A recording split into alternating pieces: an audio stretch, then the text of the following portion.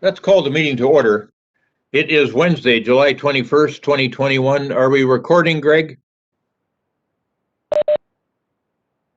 All right, thank you.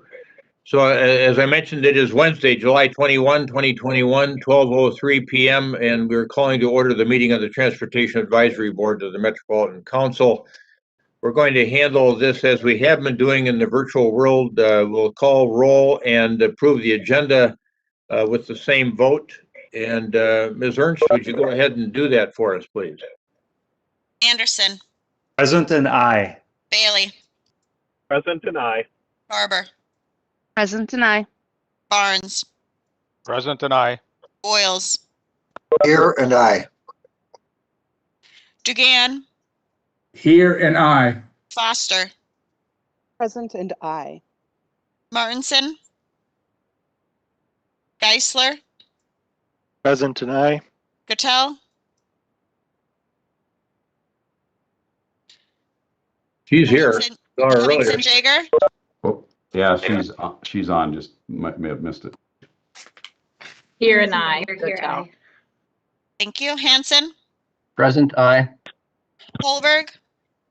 Here. Said. Colin said. Oh, here and aye. Thank you. Jepson. Here and I. Karwoski. Present and aye. Keeley. Present, aye. Watson. Here and I. Here and aye. Ewan. Here and aye. McGuire. Present and aye. Narayanan. Aye. Diedrich. Present and aye. Reich. Sanger. Here and I. Stephenson. Here and aye. Tolbert. Ulrich. Williams. Here and aye. Windshuttle. Aye, aye. And Workman.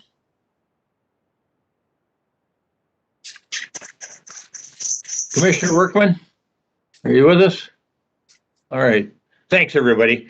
I want to try to wrap up the reports from the agencies and my own report here by about 12:25. So I've just got a couple of things to report out on. First of all, with respect to the regional solicitation, the regional solicitation application action items will be before the tab in September. We've got some heavy lifting to do in that area today, and I thank you all in advance for thinking about some of the things that we need to be addressing in today's agenda, subsequent in time to the presentations by Mr. Small and Mr. Henderson. So we've got those funding category, purpose statements, maximum, minimums, and those I think there were 5 items that we need to deal with today, but we'll be dealing with all of it in September from an action item standpoint. We're going to be discussing policy issues this month and then clean up any final items at the August meeting if necessary. And then this will give the technical committees adequate time to discuss any potential changes that the tab's considering or its impact on other parts of the application process. As you all remember, the action items start at the TAC funding and programming committee the day after the August tab meeting. So it's important that we stay on the schedule that we're on. And then with respect to unique projects, I just wanted to give a brief update there. Cole Hiniker is going to give a more in-depth presentation later in the agenda. When we first started the unique projects work back in April, was April 23rd, I think we had our first meeting. There were 3 key questions that were asked, and one was, what is the purpose of funding unique projects from your perspective? We did a word cloud on that, and the words that dominated in that word cloud were equity and climate change, and those continue to be important elements, and innovation. So innovation was a dominant principle, followed by equity and climate change, and you'll see in Cole's presentation today on slide 24 of his presentation the criteria weighting poll results from that working group, and those notions of what's important in terms of a unique project continue to dominate with those 3 categories of innovation, equity, and climate change. So that's it for me, I think, with respect to unique projects. I think there's no sense in me getting into more detail on that with Cole coming on with an excellent sort of update for everybody. Just a reminder for the main tab that the working group spent a total of 5 meetings working through quite a bit of the material. So we have, I think, done a very thorough job on that. If we have some major concerns that arise today, the working group is technically supposed to be finished with its work. But I think that if it appears that we need to do some follow-on work at the work group level, we'll think about doing that in terms of another live meeting. I think that would be more efficient than trying to do it any other way. So we'll try to find a special time for a meeting to cover those particular issues. So now I'm going to turn to the agency reports, and we're first going to go to Mike Barnes at MnDOT. Member Barnes? All right. Yeah, thank you, Mr. Chair. I do have a few items here to update on. First, with the session ending, it was good that we weren't having to go through with any shutdown, so that was great. The transportation package, a couple things to highlight. I know there was, more stuff on policy and that, but I just a few things on the funding side of it. There were some trunk highway bonds appropriated. There's $200 million for a Corridors of Commerce program. It's $100 million for fiscal year 24 and $100 million in fiscal year 25.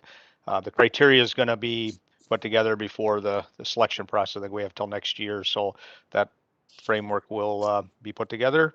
There's $100 million for just general state road construction. So we're kind of processing yet what the kind of the direction will be for that $100 million. And then there was $113 million for state road construction. That was kind of the MnDOT regional community investment priority.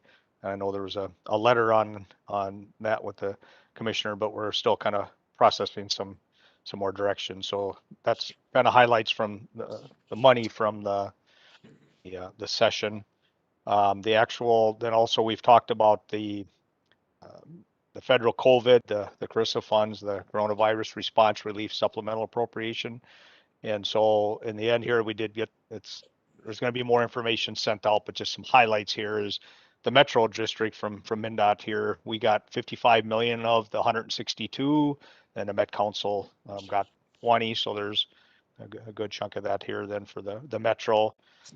Some of the funding that we got for the Metro District is going to be commissioner directed at some specific projects, and I was hoping to be able to highlight those, but we need to be able to touch base with those that are getting the specific funding. So once we get the letter, I'll send it, have it forwarded out.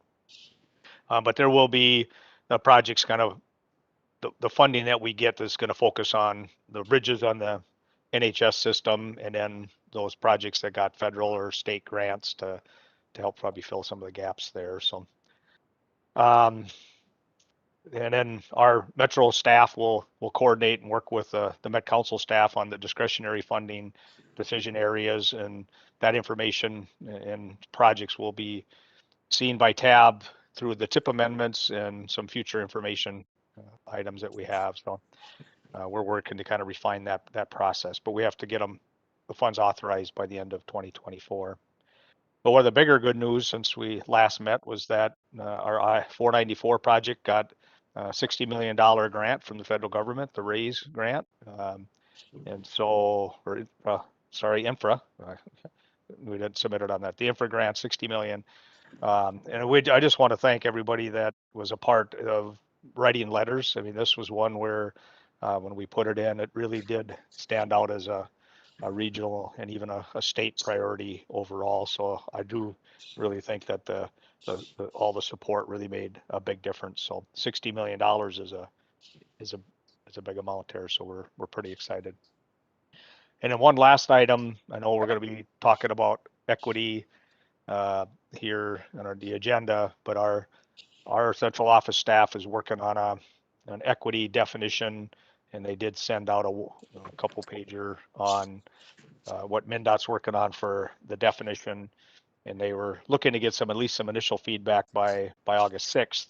So if you look at that, there's a very short definition, and what they really want is to, get some question or the answers to some questions there about kind of what stands out when you're reviewing the definition, and what does equitable transportation mean to you? And then what do transportation agencies need to do to create that equitable transportation future? So I know, again, we're going to be talking about it. We got on the Fed side that some more work in definitions, but here's one that if those that are interested, please give some thoughts to that one pager that was sent out. So with that was the items I had, Mr. Chair, unless there's any questions.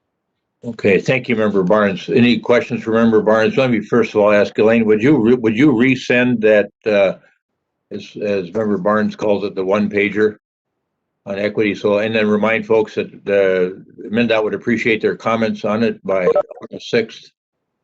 I think it would be helpful. Thank you. All right. Questions for Member Barnes? Mr. Chair, Mark Wood. Yes, Mayor. Just real quick, what was that 60 million for? I missed that. For which project? Yeah, it was for we submitted the 494 project from 100 to the airport. That there's a project out of that area. It's not the whole thing, but we submitted an $81 million infra grant. I said raise, but it was infra grant, and we actually got a $60 million award. So it was great. That's pretty awesome. Yep. All right, thanks, Mike. Thank you, Mayor. Other questions for Member Barnes? Mr. Chair? Yeah, Member Keeley? Thank you. Member Barnes, I just wanted to touch base to see what connection that you have, or what, I guess, if you're getting updates from the division of MnDOT that's fairly new that deals with drones. Katrina, and her last name is escaping me for the second, runs that particular division and began a work group and is part of an FAA 5 state or city U.S. Working group that the FAA chose. And I'm just curious, I was invited and I'm on that work group, but because it's a MnDOT directed program working with the FAA, I wonder how much information that you're getting within your area or department of responsibility with relationship to those activities in that department. Yeah, we'll get updates as that moves along. I have folks that have get involved as needed from input, but I don't know if John, if you have anything specific that you know of from it. I haven't had any recent. We had a request for some participation, but other than that, I haven't heard anything of it yet, or any output from it. Mr. Chair and Mike and Dan, we aren't directly related to that. That's more on the specific to that functional area. As they put together more guidance, then that will come to districts. We don't have the operators or regulators at all. Gotcha. It's Katrina Gilmore, and thank you. I just because of my involvement in that, and obviously it's a different type of transport. It's not surface transportation. It's think of it more as highways through the air for drones to pass through that might actually be above highways. I'm just curious. It's at the very early stages, clearly, a lot of this, and so I was just curious how much our MnDOT representatives are just sort of plugged into that, and because I don't want to bring it up or talk about it if it's really not relevant to this group. All right. Any further comment from Member Barnes or Member Solberg?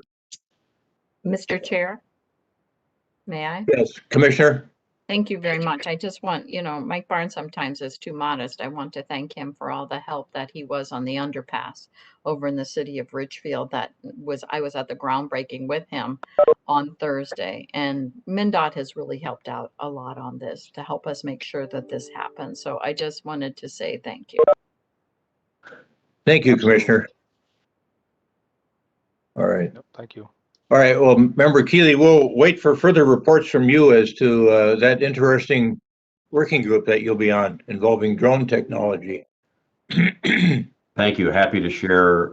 It's a fire hose of new information coming from from now MnDOT, which is just getting off the ground with our first meeting coming up soon, and the involvement with the NLC and the World Economic Forum's advanced air mobility committees and working groups that I'm involved in. It's just an amazing amount of information.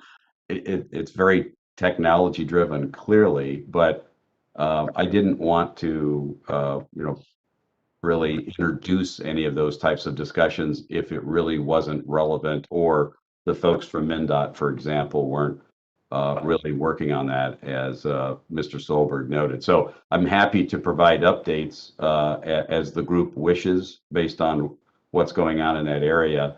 It is very futuristic, but in many ways, some of those things like drone commercial delivery of medicine and fast food are being tested around the country in various pilot programs. And I'm hoping that the city of Burnsville and my colleagues on the council will take up the invitation by the World Economic Forum's regional cities and regions coalition to actually put some governance in place and then invite a pilot program from a private sector provider, which has gone on in several places around the country. I just think it's coming, and it's great to be on the front end to develop the governance policies in advance, and also exciting to potentially have someone in the state of Minnesota, whether it's Burnsville or any city, be a part of a pilot program for a commercial drone delivery of basically today it's delivery of things that are about 3.4 pounds or less. So a lot of medicines and fast food or ice cream, small package delivery, put it that way.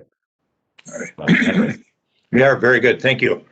Let's turn now to the Minnesota Pollution Control Agency. I see Todd Bewin is with us today. Member Bewin, anything to update us on from an MPCA standpoint?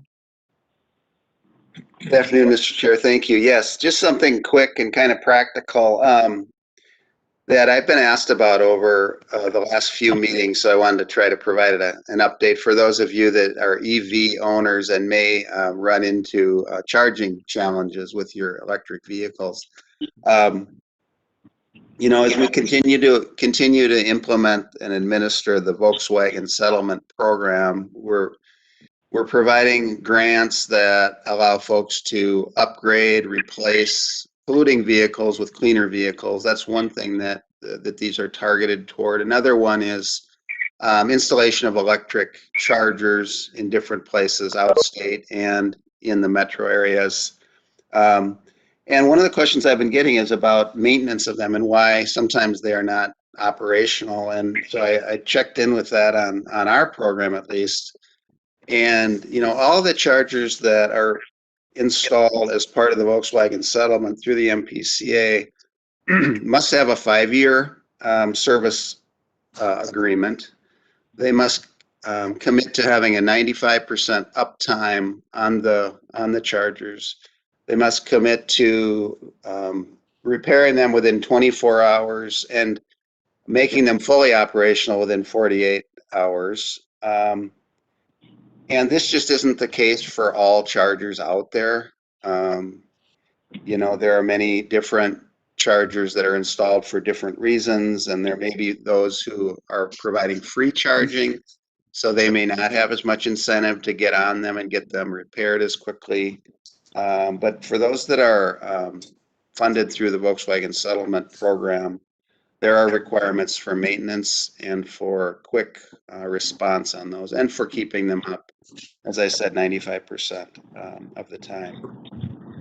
So that's kind of the best I can do. I don't know a lot about some of the other types of chargers or who's installing them, but there is a website. I think others have mentioned it here before. What is it called? PlugShare. PlugShare.com, where there's a lot of information about chargers that are out there, where they are they operational, what power they provide, type of charger that they are, and so on. So that, and some of you may know more about that than I do. I don't personally own an electric vehicle yet, but so I don't have practical experience on the ground, but I just wanted to provide that information for you today about what I've learned about some of the chargers that we administer.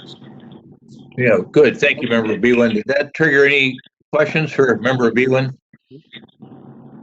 Any other questions MPCA related? Okay. All right, thanks, Member Bewan. And then Carl Crimmins from the Metropolitan Airport Commission was unable to be with us today, but Elaine has his report that she will make on his behalf. From Carl Crimmins, he sent me MSP's average daily departures for July are 420. This is a 69% increase over July of 2020 and a 4% increase from this past June. Delta Airlines resumed service to Paris on July 7th, and July active routes will increase to 189, of which 180 are domestic flights and 9 are international flights. The August schedule shows a slight decrease to 412 average daily departures. And then for the pop-up vaccination sites at Terminal 1 and Terminal 2, they are planned to continue through August 5th. And COVID testing is currently available at the blue parking ramp. And that is his report. All right, very good. Thank you, Elaine. And then we're going to move on to the Metropolitan Council and Member Barber. Anything to report out on from the council? Yeah, very quickly, Mr. Chair, and I will be very quick. And then if anyone has additional questions, feel free to follow up with me afterwards. I'm sure many of you heard that Metro Transit has launched a new series of transit safety and security initiatives. This is something that we thought was really high priority as we want to take a robust approach to improving a sense of safety and security as we're rebuilding transit ridership coming out of the pandemic. So a couple of things that we're are starting to deploy is increasing and redeploying our community service officers. Their duties in this role will be creating a welcoming presence on the train, working with our full-time officers to help supplement their work, working with riders to help direct resources to help navigate the system, and to help monitor conduct on our vehicles and our facilities. We're also increasing the number of staff that we have for our monitoring of our real-time information center for our live cameras, which we think will be a great asset both for deploying both our officers and the CSOs as we need to, and then also making sure that we have our enough of our full-time officers hired and trained and ready so that we can have a full kind of comprehensive approach to as we look to the safety and security on our transit system. Like I said, I know our time is short, and so if anyone has additional questions, just feel free to reach out to me. And I see Chair Zelli's on the call as well, and he's very fluent in this, and we're both more than happy to address any questions people have. Good. Questions for Member Barber? Chair Zelli is now with us as well. Mr. Chair, this is Amity. I do have a couple of follow-up questions. Yes, Member Foster. Thank you, Mr. Chair. Member Barber, I'm curious to know why the pivot is to more armed officers and community service officers who are being recruited from law enforcement programs, when in the past couple of years, Chair Zelli, Mr. Koistra, other members of Metro Transit and Met Council have really been pushing for transit ambassador or agent programs. Maybe I can jump in on that. Hey, hello, hello everybody. Charlie Zelli, Chair, and that's a great question and often confusing by the names and the coordination with Metro Transit Police. No question, the idea is to consider alternatives to provide kind of a customer-based, welcoming environment for both safety and just for a way to kind of provide better customer service. And so these community service officers are absolutely not police. They have polo shirts and baseball caps, but they do coordinate with the Metro Transit Police, and so there's sometimes confusion.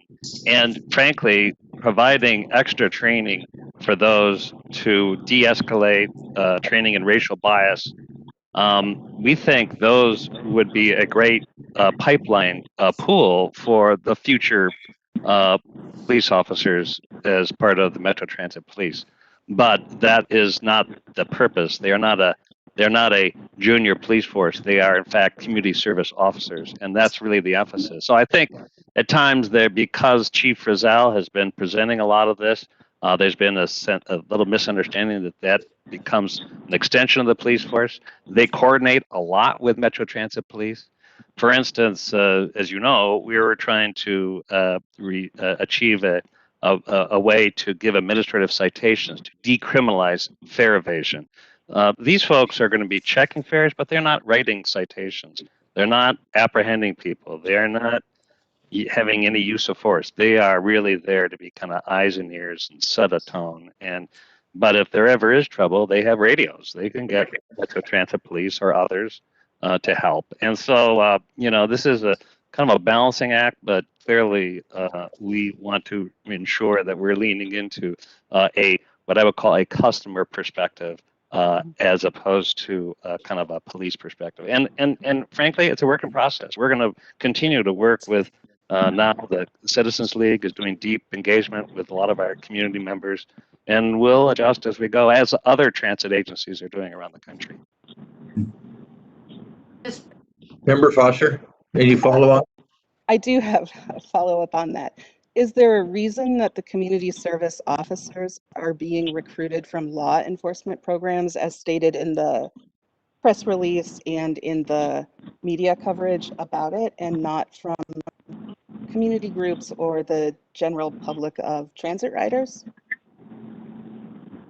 And I'm happy to continue this conversation offline. I think this is a work in process. I think that was a traditional community service officer in police departments kind of way of recruiting. But we're going to recruit broadly, and that is not the only place to look for people. But I think that the great question is, but more importantly, we think that those that have some understanding and appreciation of community policing is a benefit if we train it and do it right. So, but that's not an exclusive track, is my understanding. But again, it's something that we're adjusting and thinking about as we implement this over the next year. Sorry. Member Foster, anything further? I do, but I will take Chair Zelli up on his All right. offer of meeting offline about this. So I appreciate the time. Thank you, Member Foster. Anything further for Member Barber or Chair Zelli? Mr. Chair? Yes, Member Sanger? Yes. My question is, having been a bus rider and some behavior of riders is arguably threatened, and I'm wondering, there won't be police on buses, will you consider publishing a phone number that we can immediately call if we observe threatening behavior on the bus? They're actually on our transit system. There are both phone numbers posted, and there's also a text for safety number that is posted, and that is monitored in real time as well. And so, for example, like I said, we're having additional people monitoring cameras, so someone could or send in a text for safety to our control center, and then someone could call up the real-time cameras immediately, and then we could figure out what response is required for that, whether it's a code of conduct kind of a situation, or if it's more of a safety concern. And so that is how those systems would actually work together. But we do have that information posted on our bus and trains so that our riders can easily access and have contact with our customer service and control center as needed. Okay, thank you. I did not realize that. Thank you, Member Sanger. The text for safety was installed a couple of years ago, and that has been a huge asset and huge improvement, because then people can contact somebody without calling attention to themselves. So that's been, we've seen a lot of use of that, and it's been, I think, a really big help for our riders. And I know we're belaboring this too long, but we do now have live cameras in all 91 train cars and platforms, and more on bus platforms. So we are beefing up our real-time incident center with cameras and actually speakers that speak back to the platform in every location. So it's really a multiple pronged approach to create a greater presence for safety. Good. Anything else from the membership for either Chair Zelli or Member Barber? All right, good. We've got one other business item to take care of before we move into the information portion of the agenda and have our presenters today. And of course, we're so pleased to have Chair Zelli with us. And he's going to talk a little bit about equity and transportation planning from a council standpoint. But first, let's go to those consent agenda items that are shown in Roman 4 section of the agenda. There are 2 items on the consent agenda. Is there any member of the tab that wishes to remove an item from the consent agenda? And if not, is there a motion to adopt the consent agenda as shown? Anderson. Second, McGuire, second. Okay, all right. A motion Anderson, second McGuire on the adoption of the consent agenda items as shown. Any further discussion? Roll call, please. Jana? Anderson, Aye. Bailey, Aye. Barber, Aye. Barnes, Aye. Boyles, Aye. Dugan, Aye. Foster, Aye. Martinson, Aye. Geisler, Aye. Patel, Aye. Hemmingson Jaeger, Aye. Hanson, Aye. Solberg, Yes. Hollinshead, Aye. Depson, Aye. Karwoski, Aye. Keeley, Aye. Watson, Aye. Look, Aye. Ewan, Aye. McGuire, Aye. Naryanan, Aye. Petrick, Aye. Reich, Sanger, Aye. Stephenson, Aye. Tolbert, Ulrich, Aye. Williams, Windshuttle, Aye. and Workman. All right, thank you, Ms. Ernst, and thank you, everybody. Now we're going to move on to the information. The consent agenda items are approved. Let's move on to the information portion of the agenda, and so pleased today to have Chair Charles Zelli with us, appointed by the governor. I don't know if Charles Small is still on. I saw him earlier on the screen, or Maurice Henderson, but I think they both know that the Metropolitan Council is our regional policymaking body and planning agency that provides essential services in certain areas in the 7-county metropolitan area of the Twin Cities. And Chair Zelli was appointed by the governor, as are the other members of the Metropolitan Council, through I would say a rigorous screening process led in part by Mayor Janet Williams and some others that help screen candidates for the governor. So Chair Zelli wanted to come and join our group today to, I think, interact with Charles Small and Maurice Henderson and the rest of the tab. He expressed to me that he hadn't had a chance to come and see us and visit with us yet, and this is a great opportunity, and the timing is excellent. And Chair Zelli wants to give us a few comments with regard to the work that the council is doing in the area of transportation equity, from both a planning and investment standpoint. So Chair Zelli, welcome. Thank you. And thank you, Chair Hovland. And believe me, I'll be short and sweet. I just really appreciate being with everybody here in this room.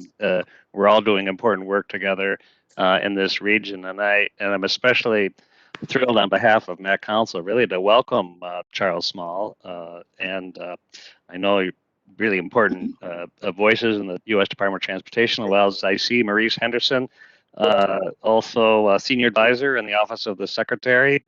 So it's really great. I really appreciate this subject about equity in transportation. You know, this is something we really appreciate hearing your views, your insights. This is a work in process for across the country, and it's gratifying to know that a priority of the Biden administration is a very strong priority for the Waltz administration here in Minnesota. And we've actually taken a number of initiatives in this region, including special projects to find ways that we can involve and benefit people who identify as Black, Indigenous, people of color, both in transportation projects, but how we prioritize and our investments and just know what that effect will be. And I see many of my former comrades at MnDOT, and knowing that we always said, we can build bridges or we can build barriers, and we've done them both, and we know what we need to do it right. And at Met Council, we're doing a lot with transportation planning department. We're leading a regional transportation investment equity evaluation study. This is to be more than a white paper, to really help guide us in ways that we can look at our funding, look at our investment decision making through an equity lens. And of course, I would be remiss if I didn't mention that Metro Transit has a number of transitway projects across the metro. Too many to name, but all are in various stages of either construction or planning. Great to see so many partners here in the room. On that, I have to say, being deeply immersed in many, such as the Blue Line extension, each of them have major equity components. And we hope to be both learning and developing really some best practices. So I'm really been looking forward to the discussion, both what you've already had earlier this year, but also kind of just today. And just know that we, as this region of Minnesota, we are very committed to social justice and equity in this region. And I think we have, you've come to the land of the willing and the aligned to get it right. So we really look forward to hearing from both of you. And I really appreciate and thanks for joining us today. Thanks. Thank you, Mr. Chair. We're so pleased you could join us as well. So thanks. Oops, sorry. For Maurice Henderson and Charles Small, you may be wondering, what the heck is this TAB organization? I thought they had a Metropolitan Council out there. The chair just got done telling you fellows that we had a 15-member council, and here is this 34-member group in front of you that's called a TAB, a Transportation Advisory Board to the Met Council. We're a hybrid approved by Congress because when this Metropolitan Council was set up with the structure that it has, with all the membership, including the chair being appointed by the governor, that's contrary to what you see with MPOs around the country, where they are composed of elected officials. And so we've had this ongoing debate in our part of the world. But in the meantime, by statute, this 34-member body exists, the majority of whom are elected officials, and then citizen members that represent certain interests. You heard Member Foster talking about her concerns on transit. She's a transit rep. We've got freight reps. We've got non-motorized reps. We've got, I think, every element of transportation covered, whether it's roads, bridges, transit, non-motorized. We're there. And now you hear Member Keeley talking about taking on some of the drone activity with MnDOT. So we're going to be involved in a lot of things. For the members of the TAB, I have been talking for some months about, I thought that wonderful meeting that I had on the 1st of April, where both Maurice Henderson and Charles Small were present. It was a United States Conference of Mayors Transportation Infrastructure Standing Committee meeting, and we talked about what we might see in a future transportation bill. And I think much of it we can see in the framework that the president put together with members of Congress in a bipartisan way, which is now stalling out. I suppose it's something we don't, we're not surprised about, that there'll be some rough patches here before we get where we all need to go, with 75% of the people in America supporting the work that's being done by the administration on a transportation infrastructure bill. We're going to get there. But both Charles Small and Maurice Henderson did a wonderful job of talking about not only the elements of a transportation bill, but restorative projects. And we've talked about that in our part of the world with respect to Rondo. And both of these gentlemen are well familiar with the Rondo neighborhood and how it was bisected by the determination of folks in charge at the time to run the Interstate Highway 94 right through the middle of a prosperous African-American neighborhood. And we're trying to trying now to come back to restore that neighborhood. I don't know if we can get it back to what it used to be, but there's an earnest effort underway at MnDOT and in the city of St. Paul and elsewhere to do some of this work. I want to tell you folks a little bit about both Maurice Henderson and Charles Small. As the chair mentioned, Maurice Henderson was appointed by the Biden administration as a senior advisor to the 19th U.S. Secretary of Transportation, Pete Buttigieg, the former mayor of South Bend, Indiana. And Maurice Henderson has worked both domestically and internationally in the public and private sectors, as well as on a number of political and advocacy campaigns. Prior to his appointment, he worked as Senior Director of U.S. Government Partnerships at the transportation technology startup Bird Rides, Inc. In October of 2020, he was appointed by Governor Kate Brown to serve as a member of the Oregon Transportation Commission. In his prior public service, he worked in a diverse variety of high-level roles in both state and local government, ranging from Portland Mayor Ted Wheeler's Chief of Staff, Chief Administrative Officer for the District Government's Technology Office in Washington, D.C., and then and now U.S. Senator Virginia Governor Tim Kaine's Traveling Press Secretary. He's volunteered his time on several boards that are dedicated to social equity, sustainability, and environmental justice through the expansion of electric and human-powered mobility options in land use planning. Most recently, that included board positions with the North American Bike Share Association, Green Roads Foundation, and Fourth Mobility. He's a member of the inaugural class of the Bloomberg Harvard City Leadership Initiative. He holds a bachelor's in leadership studies and a master's degree in public administration. So, Maurice Henderson, thank you so much for being with us today. We're greatly appreciative of the fact that you accepted this invitation to be with us. For Charles Small, he is presently serving as the Deputy Assistant Secretary for Intergovernmental Affairs for the U.S. Department of Transportation. In this role, he serves as the primary liaison for state, county, and local elected officials, leading outreach and engagement strategy with non-federal stakeholders.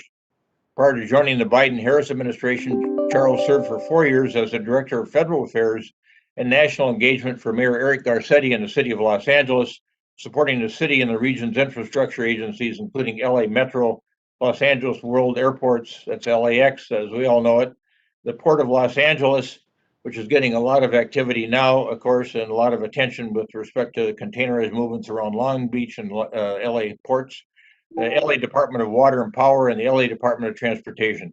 Before his city to the service of Los Angeles, Charles spent 5 years as Associate Director of Federal Affairs for the state of New York and Governor Andrew Cuomo, where he led advocacy efforts on housing, energy, financial services, and secured approval from the Federal Communications Commission to help the state's broadband build-out.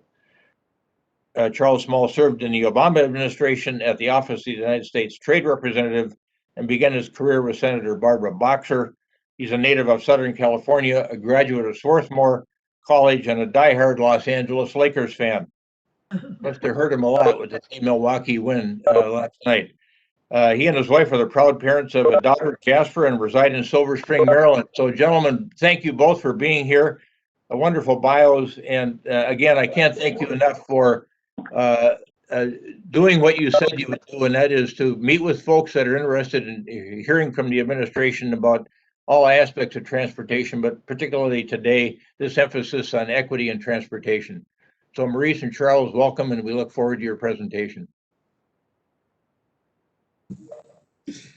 Thank you so much, Mayor, and great to be with the members of the TAB today.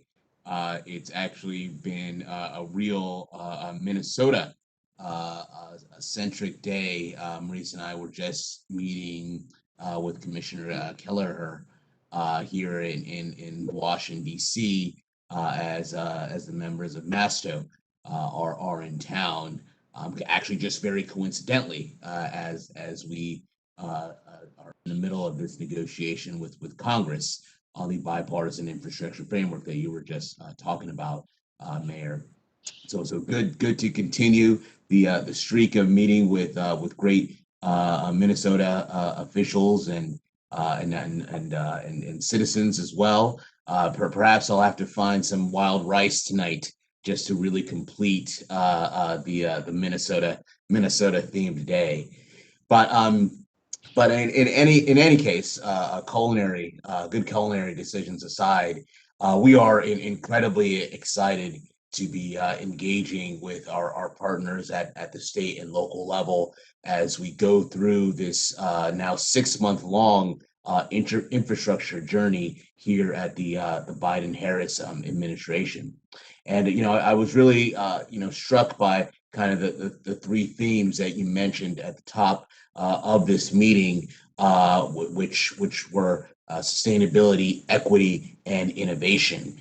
And what I thought I'd do, and before turning it over to Maurice, is really talk about how the bipartisan infrastructure framework can help localize dollars to support those particular three issue areas that you mentioned, and then maybe give you a little bit of an update of what's going on in Congress, because we actually have some late breaking news in the last hour or two on that front. First off, on sustainability, this is a place or an issue area that is just fundamental to everything that we do here at the Department of Transportation. And the bipartisan infrastructure framework that the president agreed to with the gang of 10 bipartisan Democrats and Republicans, I think really delivers on what we need to do in order to meet the challenge on sustainability. First and foremost, the framework provides $7.5 billion for an EV charging network to establish chargers all throughout the country. It's our goal to place at least 500,000 charging stations across the country to start that conversion over from a fossil fuel based single occupancy vehicle system to one that is powered by clean power. So we're very, very excited about that. In addition, there is another 7.5 billion that is going to be set aside to support electric buses, as well as trying to remove diesel school buses, as well as diesel transit vehicles off our roads to really support the efforts that we're making on sustainability. The other side of that sustainability equation, of course, is also resiliency. And I think one of the things that is incredible about what we see in Minnesota is that you guys have, obviously you're noted for the tough winters, hardy winters. I've actually been through a few, or visited during a few of them myself. But you also have some heat waves as well during the summer. So you're starting to see the effects of climate change from both sides, which is really incredible. And it's also going to mean that that investing in resiliency is going to be really, really critical for places like the areas that you represent, and also across the country. And on the resiliency front, when you kind of look at all of the various resiliency programs that we have going on, it's about $47 billion that will be available for resiliency on infrastructure. And that won't obviously just be limited to transportation infrastructure, but certainly energy infrastructure and water infrastructure and other key parts of the entire system. Just getting back a little bit to the EV charging stations, because I know that is going to be, I think, a place in particular where we'll be able to localize funding through a grant program that will be able to work with cities to provide grants on building this charging network, because really it's going to be at the local level where we're going to be able to establish these things and put these things strategically for your citizens to take advantage of the funding provided in this bill. So that's one way I think we'll be able to localize dollars on sustainability. When it comes to equity, and I know, Mayor, you were just mentioning the Rondo project, and Maurice and I had the wonderful opportunity and met with the folks around that project. I think back in March, so we're probably overdue for a bit of an update. But on equity, this is another place where localizing dollars is going to be really, really great, I think, for communities such as yourselves. We have $1 billion set aside for equity projects to do that restorative infrastructure, that restorative transportation infrastructure that is going to be so critical as an economic development tool, in particular for a lot of our communities. And that won't just be limited to folks who are in our urban core. We also recognize that there is an economic equity component that's also very important, and a geographic equity component that's also very important. And we'll be also looking to leverage and localize those dollars there as well. Also do want to point out this, in the president's budget proposal, we propose establishing an office of thriving communities and set aside or propose to Congress $110 million out of this year's budget to do just that, which would also give us another way to establish an office that is focused on this kind of work full time within the Department of Transportation. So equity is going to be a real key thing, and I think honestly, an incredible and actually a long-lasting legacy of this bill when we reflect back on the good things that happened when we hopefully pass the bipartisan infrastructure framework.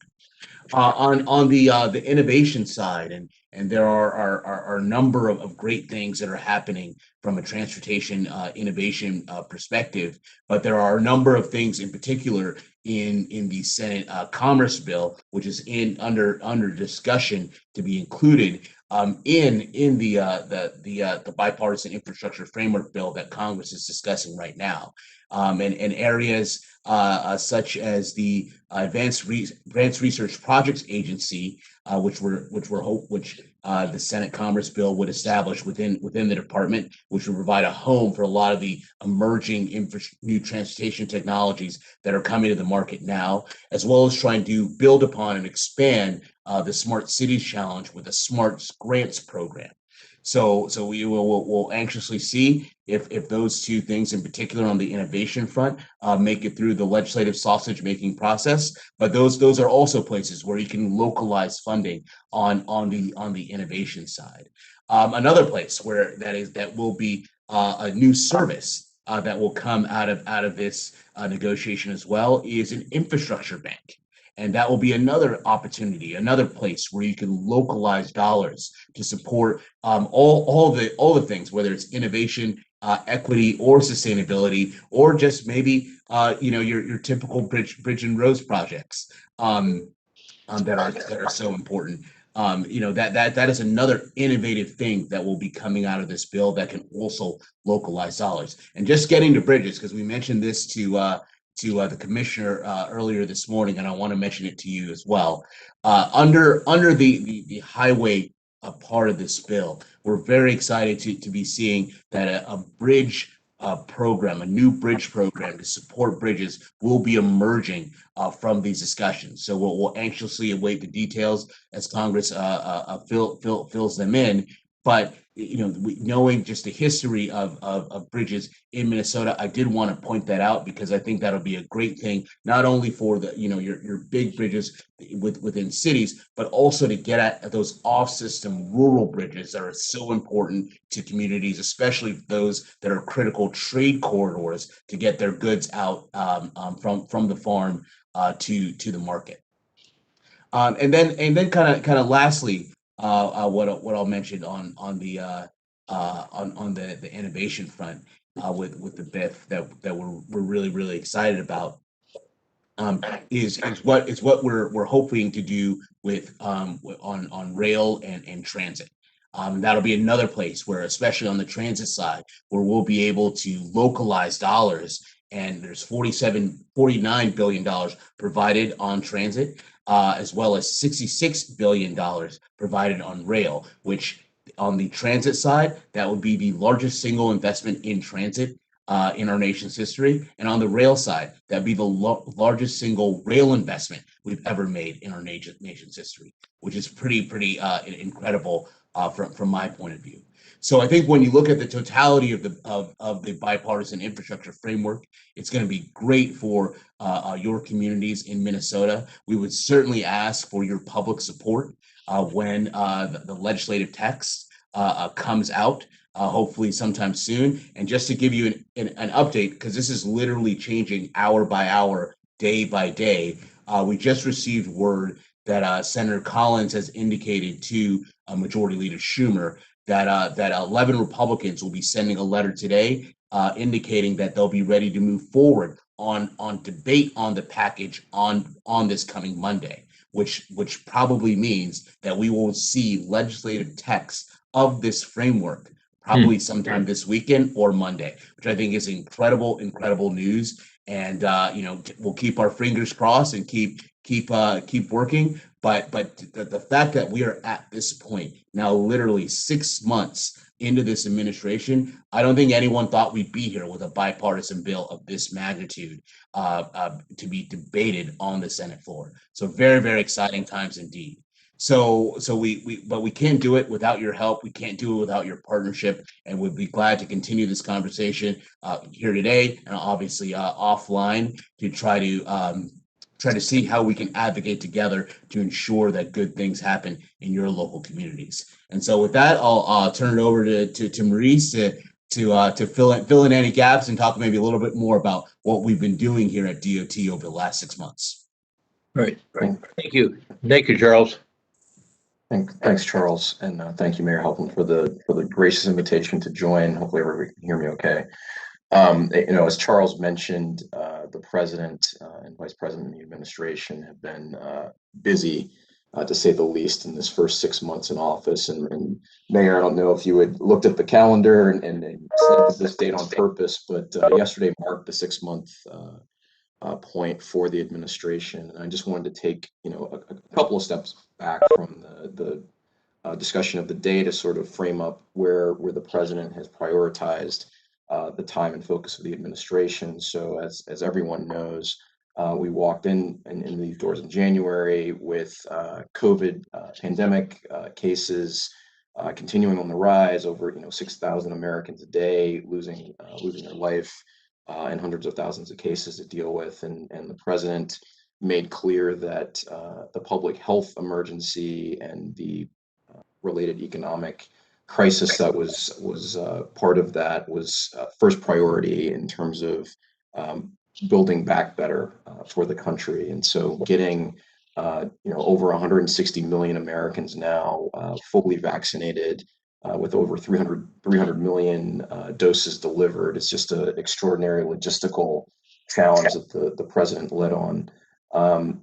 Additionally, the passage of the American Rescue Plan, which many of your communities have been able to take advantage of, the $1.9 trillion that the president and Senate and House leadership were able to get through in order to get those shots in arms and checks in pockets to establish basically that level of grounding that was necessary for folks to get back on their feet, to start moving forward with the economic recovery, obviously the public health recovery, and we're still seeing the spending. And I know Charles has been in touch with the National League of Cities and the U.S. Conference of Mayors, NGA, and others about ensuring that your voices are heard, because there has been some conversation, as you know, about where to use those quote unexpended dollars in terms of the bipartisan infrastructure agenda. And we've heard from mayors and local leaders such as yourselves who've made it clear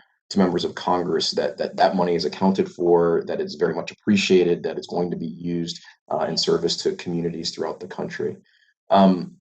The other things that I would point to is from the rescue plan, the president wanted to make sure that transit was a priority, that the workforce was protected, that transportation option and choices were there, that small businesses throughout the country were supported, so that those doors, unfortunately we know that some have closed, but many were able to stay open, and many have been able to make the turn because of that initial investment that's happened.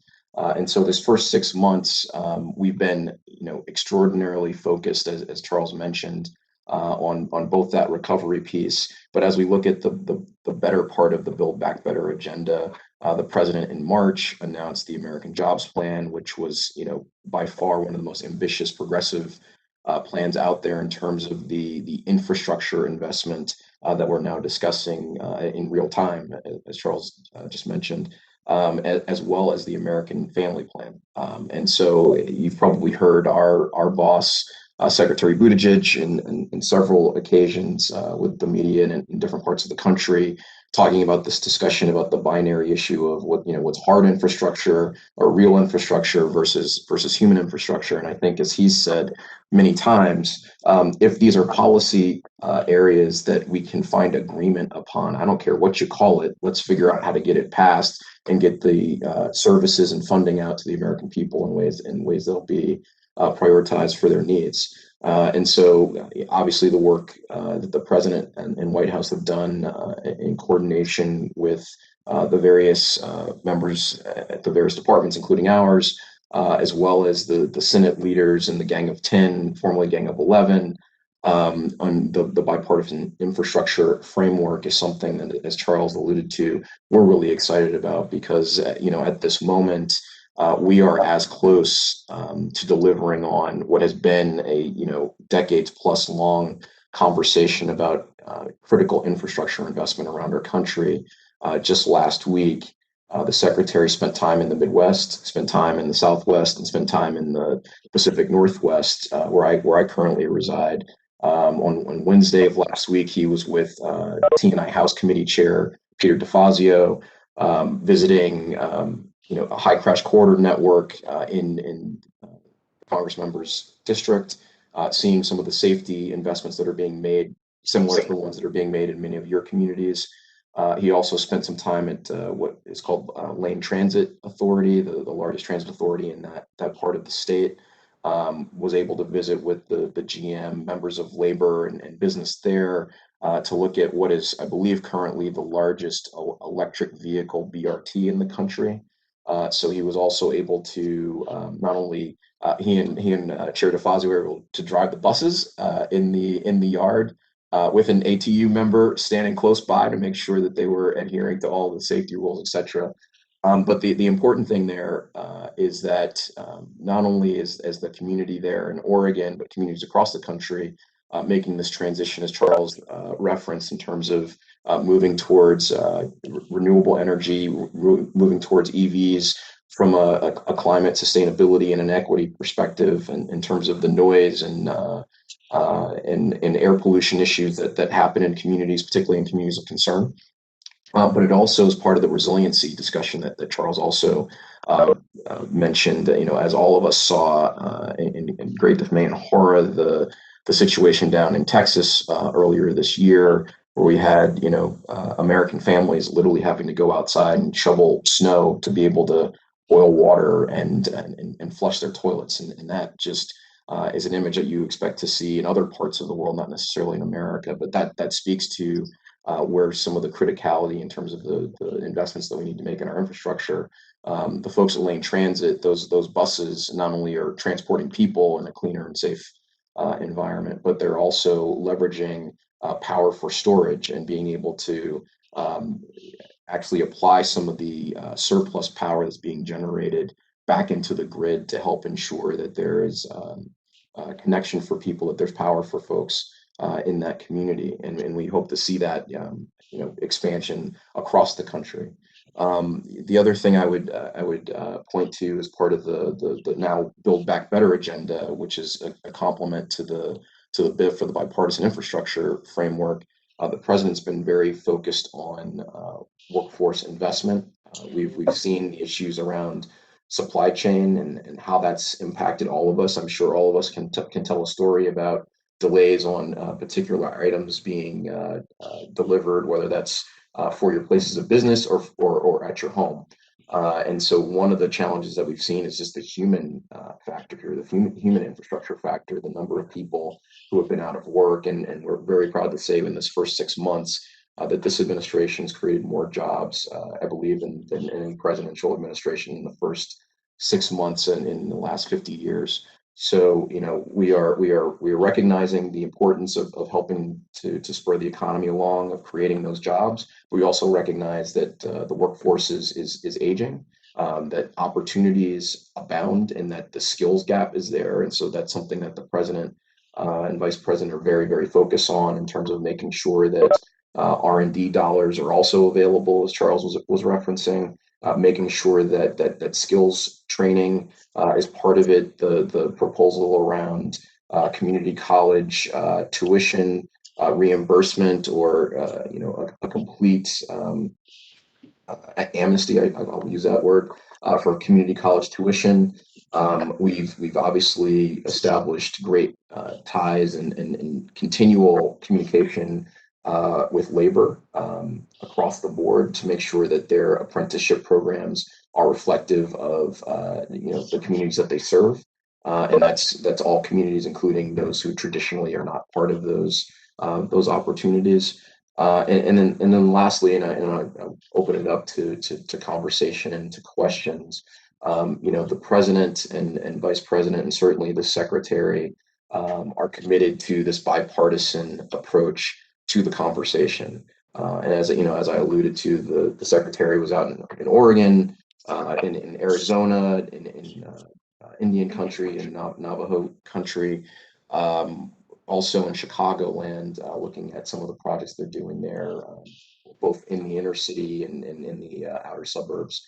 And so this conversation that's happening real time, that we're excited to be part of, excited to be at the center of, is something that we really believe will deliver for the American people at the local, regional, state, and national level, and really appreciate your support and this opportunity to engage with you as leaders on the ground there, both elected and in your communities, to figure out what ways we can best partner and best amplify the work that you're doing, and also make sure that it's clear to your representatives here in Washington, D.C., that this is a priority for all of you. So with that, I'll stop, and thank you again, and look forward to the conversation. Thank you, Maurice. That was terrific news from both of you with respect to Republicans coming on board here, at least 10 of them, to support the framework, and we'll see a bill coming from that. It must be that Minnesota good luck charm, because there were 5 of us mayors and some business people on Monday that did a press conference at the request of the administration. They called about a week and a half ago and to say that we've done it in Georgia, we've done it in Ohio. Can you get those Minnesota mayors together to do a press conference, which we did on Monday? And so maybe we helped, and that's good if we did, but we were pleased that we did it. So absolutely. So one of the questions I had, I'm going to ask my colleagues too. What do you see, when you talk about something like restorative infrastructure, where you're talking about $1 billion commitment? It's a new area really for transportation funding. How do you see that role working between the federal government and locals? And let's just use the Rondo project that Chair Zelli worked on when he was chair of or the head of MnDOT for the governor, former governor. You explain how that might work? Either Maurice or Charles. Maurice, you're on mute. Yes. I was going to say, go ahead, Charles. No, sorry, Mayor. I think my I don't know if you asked a question. I think my internet might have cut out. I'll jump in.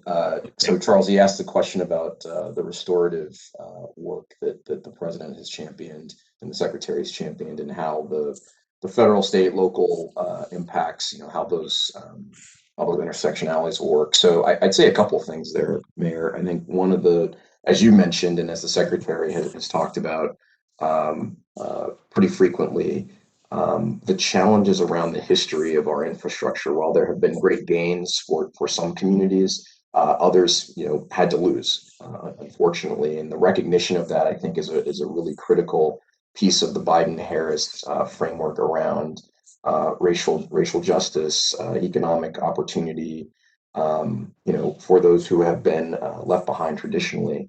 And so one of the things that we've been working on, one is ways that we can get small businesses particularly MBEs and WBEs, minority business enterprises, women-owned business enterprises, veteran-owned business enterprises, more involved in opportunities through federal contracting. Obviously a lot of dollars come down through the state, come down through MPOs. And so, as was alluded to earlier, a lot of that decision-making will happen more at the local and state level. So to the degree that we can provide guidance on ways to expand sort of the playing field for the kinds of partners out there, that's something that we're working on in terms of procurement and acquisition at the federal level. Also, as I alluded to on the workforce side, looking at partnerships out there for those who are trying to expand opportunities. Obviously, we're in the transportation space, so the conversation around getting more women into critical path roles in transportation, getting more people of color into those opportunities. As I mentioned, the age of the workforce, obviously leveraging the experience of those who have been here and want to continue to serve, but also how do we attract a younger generation of workers who are interested in potentially in government work, but in all other areas in industry that support this work. And so we've been working with creative groups out there, the National Association of Small Businesses, the Goldman Sachs 10,000 Small Businesses Group, and many others around those questions and best practices. And so when I think about the Rondo project specifically, I think about the impact and the opportunities that will be available if we can sort of decouple some of the project work to give some of these smaller contractors an opportunity to really build their portfolio, to build their skill set, to build their acumen around how to deliver on these big projects by potentially teaming them up with some of the larger, prime construction contractors, for example. That's something that I think is really promising and something that the administration is very focused on. Charles, I don't know if you want to add anything else. Yeah, I mean, I think when it comes to restorative transportation, the secretary, recently was up in Syracuse to discuss this and talk about this. And I think, ultimately, if we just did the session kind of reflecting back on how do we want to leave this department 4 years from now? And I think if we do this right and we do this correctly, we will change the trajectory of this department's ability and this department's programs in such a way that we will actually meet this challenge and also opportunity that's been presented before us on actually having transportation be a beneficial system for everyone, regardless of where you live in a city, where you live, whether it's a rural place or urban place, or whether you live in a historically Black community, historic Latino community, whatever it is. If we're doing our job right, we will have made this system better for everyone. And also, I think that the DBE component that Maurice just mentioned is also going to be one of the critical things that we we are one focused on, but two, that if we do this right at the end of 4 years, we will actually have hopefully changed minority contracting in a way that actually builds capacity and actually allows our small business entrepreneurs to really take part in literally this historic investment that we're trying to do over these next 5 to 8 years. I mean, if we look back at the end of this and we just spent $1 trillion but couldn't figure out how we can actually empower communities of color and their entrepreneurs to take part of $1 trillion spend over 5 years, we've really missed it. So I'm just really excited about the opportunity and excited about what hopefully this legislative text that we will see will unlock a certain potential here that I'm really pumped to be hopefully a part of. Good. Thank you for those comments, gentlemen. My colleagues, questions for either Charles Small or Maurice Henderson? Member Sanger? Yes. my question is, now that I more clearly understand that the Rondo project is being considered as a quote unquote restorative project, it really raises for me the question of other parts of the area, or maybe even the country, where freeway construction also disrupted ongoing neighborhoods. And so my question is, I think it's a bigger question than Rondo, which is, what are the criteria? How do we decide what is an appropriate restorative project? That's question one. And the second question is, if this is now being looked at as a restorative project, I'm not even sure why this is considered a transportation project anymore. I mean, I know it goes over a freeway, but why is this now a transportation project rather than a neighborhood redevelopment type of project? Well, I think the way I would answer that is that it's both. But when I think you look at the ability to build around and over a highway, it's the Department of Transportation that has the core competency within the federal government to do that. So, sorry, I did got some feedback there. So I think from that perspective, DOT would naturally be the lead here in working with communities. I mean, and in terms of what is considered a quote unquote restorative project. I mean, I think really that is going to be something that local communities are going to have to decide, and come to the department and we will evaluate it based on the criteria that Congress has laid out when it comes in regards to the program. But I don't expect this to be a top-down approach at all. As I've been able to virtually tour the country, I can't tell you how many community after community, that has come forth with saying this is a project that divided this community. And this is something that we need to address in order to restitch this neighborhood or restitch this city back together. So I think in a lot of ways, it's not really going to be the Department of Transportation coming and saying, this is a restorative project, we're going to go work on this. The communities are going to come to us. And I can tell you, the demand is out there. I pretty much have a conversation with local government every single time I do. They have a project that they're like, this is something that happened 30 to 40 years ago that was bad for our community, whether it was a highway, whether it was a railway. I mean, that's literally why we say the phrase, the other side of the tracks. Yeah. There are just a variety of these projects throughout the country that I think will hopefully be eligible for this program, and we'll be able to do some good work rebuilding and reuniting communities here. Yeah, and I would just add that all of these stories are meritorious of consideration.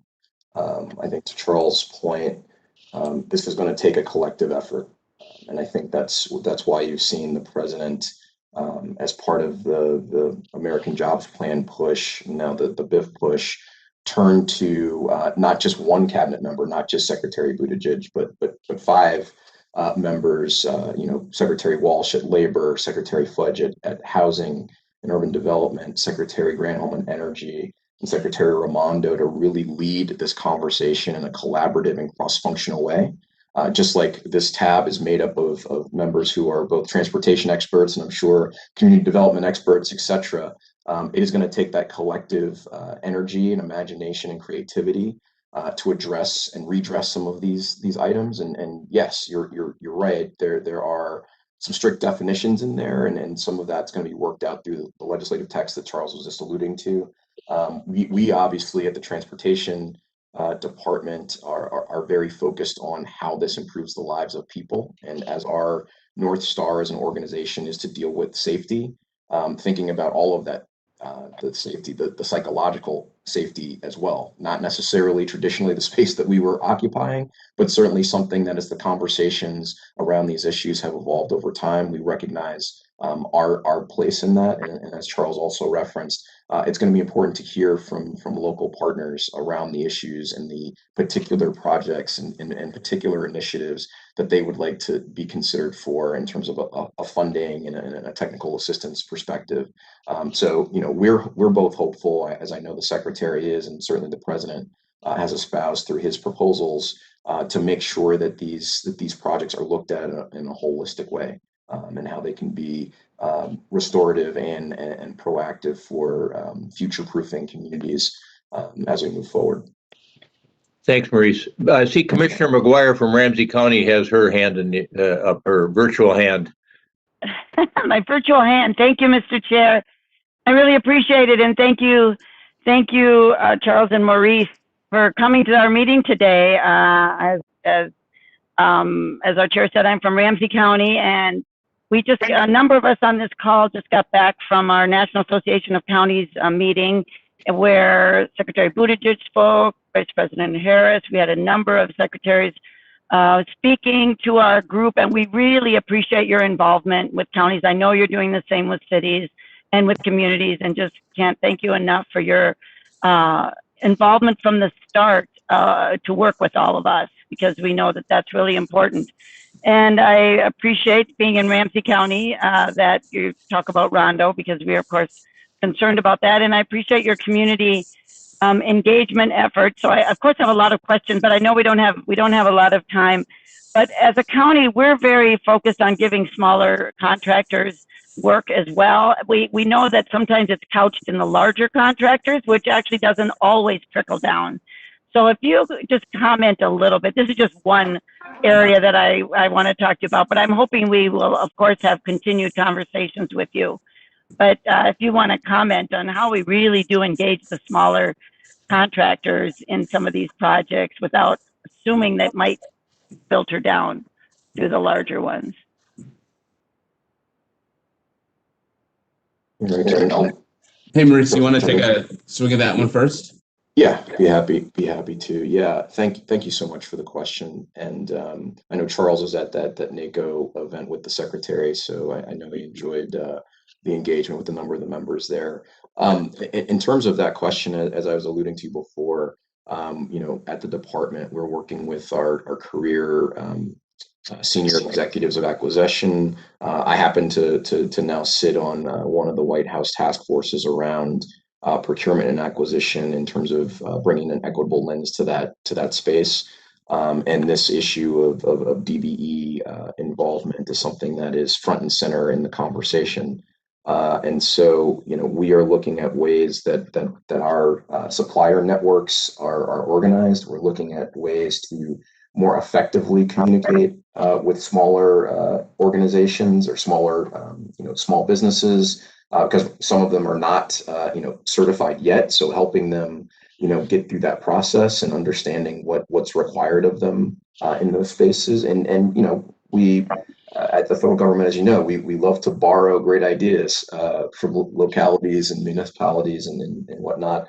And so to the degree that we're seeing really good work or best practices developed or community practice developed in certain parts of the country, we have absolutely no problem in going and learning and potentially replicating and hopefully expanding upon those opportunities. And so, one of the ways, as I alluded to, that we hope to do that is as some of these larger scale opportunities come out that smaller firms may not be have the ability or capacity to deliver on their own, that state DOTs, MPOs, et cetera, would encourage joint ventures and partnerships, so that the learning for those smaller entities, those 1 and 2 person shops, for example, so that those pieces of the contract that they can potentially do are broken off in ways that they can be competitive in those spaces. And we, and from the federal side, we have to do some additional learning and tweaking in terms of the sort of metrics that we are expecting from larger contractors when it comes to their subcontracting, roles and the who gets those opportunities to do the work. And again, on the workforce side, expanding the playing field for the folks who are involved in workforce opportunities, apprenticeships, and the like. So I think there's a number of different ways that we can approach this. But again, if there are ideas or things that you've seen, we are more than willing to investigate and have further conversation on that as well. Thank you. Definitely, we'll want to work together on that. I appreciate that. Thank you so much. Yeah, and just on the NACO front, I was there with the secretary, and glad you were in the audience, and his comments were well received.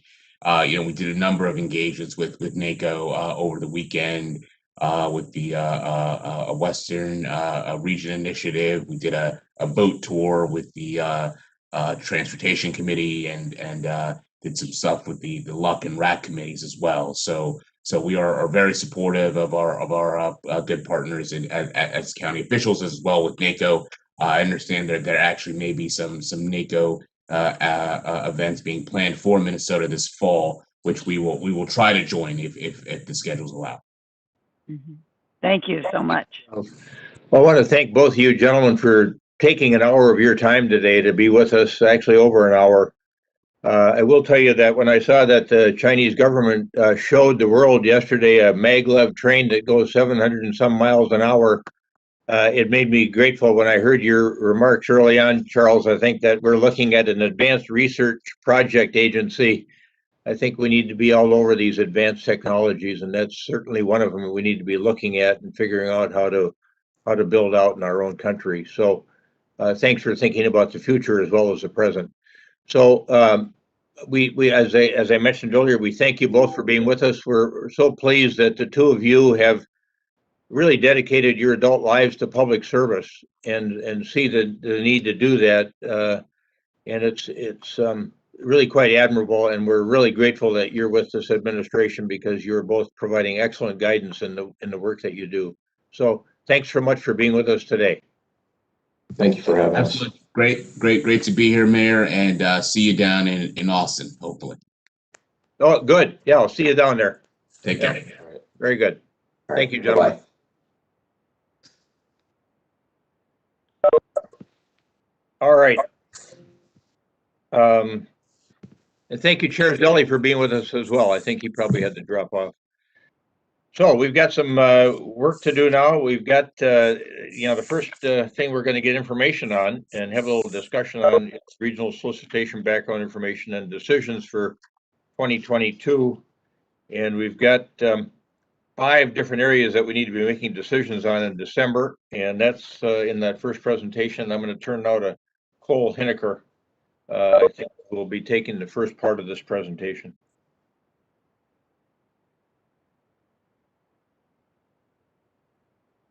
Well, good afternoon, members. Can you hear me okay? We can. It's a little bit faint. I'll try to speak up. Thank you. I have, and can you see the memo? We can. It's a little bit small in terms of its print size.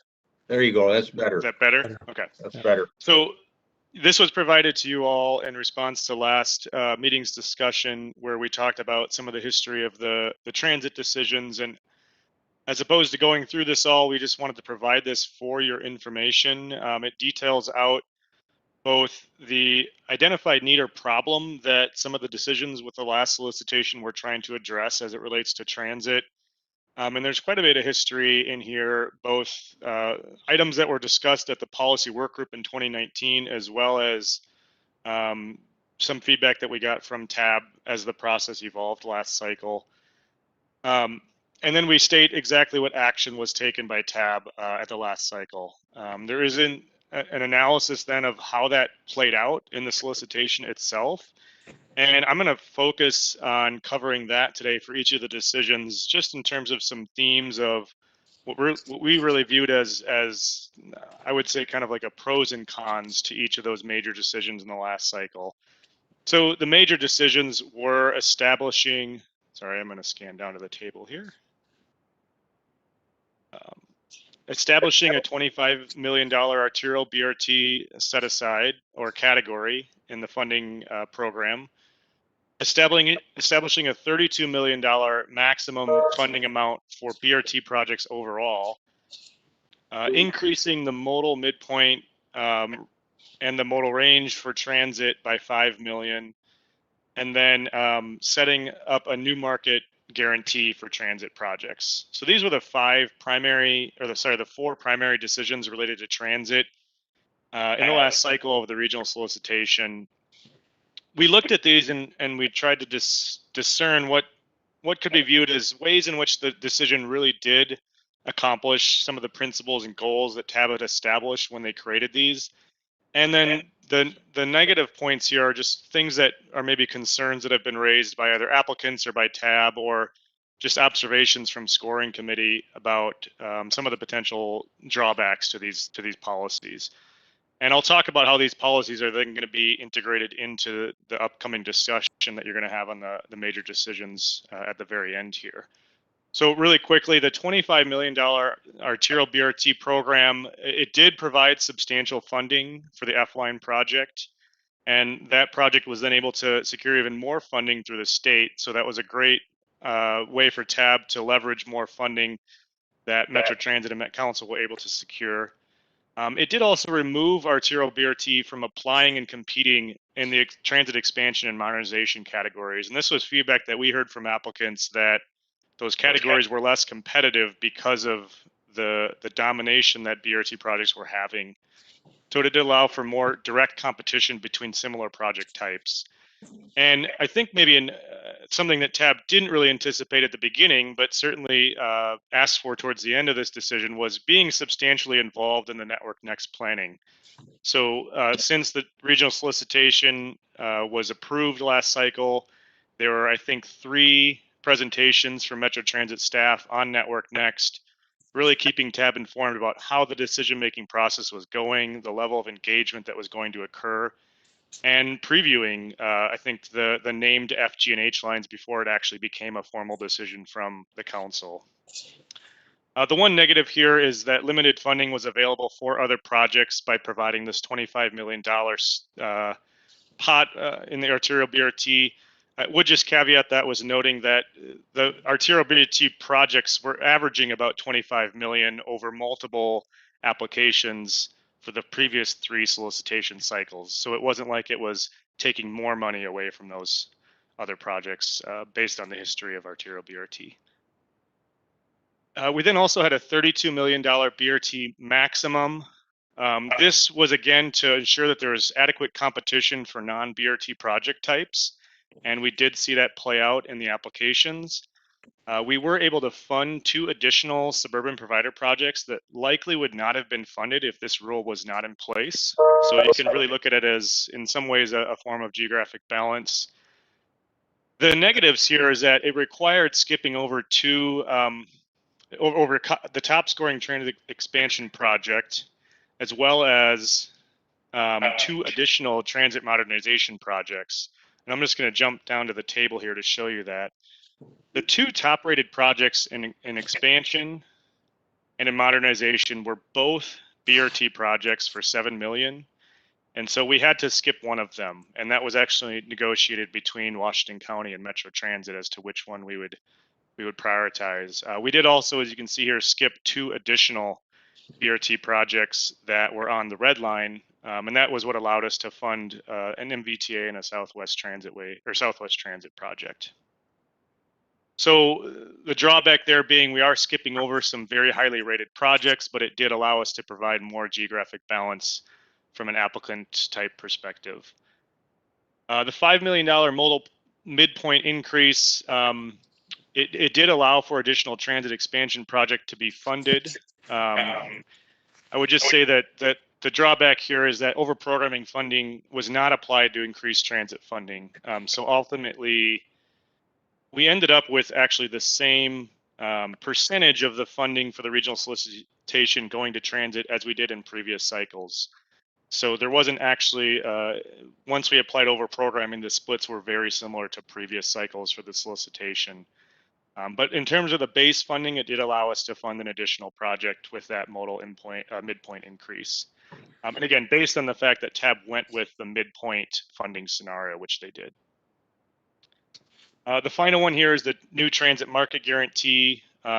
Positives here is that we got a lot of projects submitted for transit expansion and transit modernization that served transit market areas 3, 4, and 5, which are the market areas on the basically the second rig suburbs and beyond.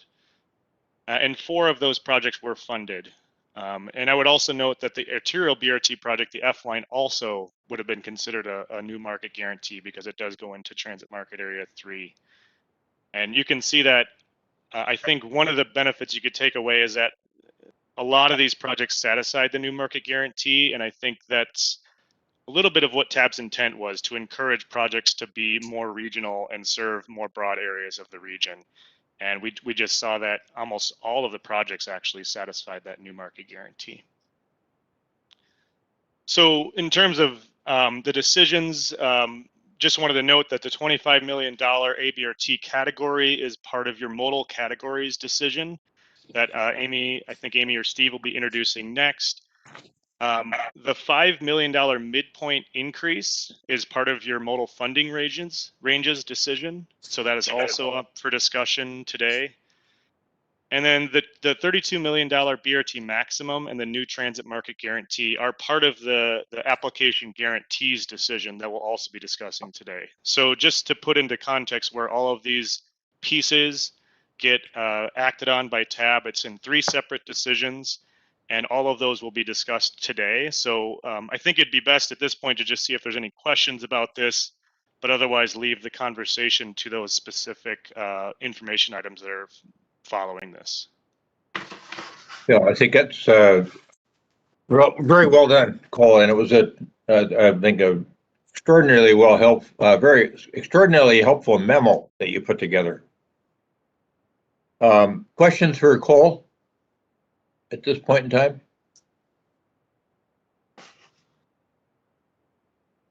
I think his table 1 is really well done as well.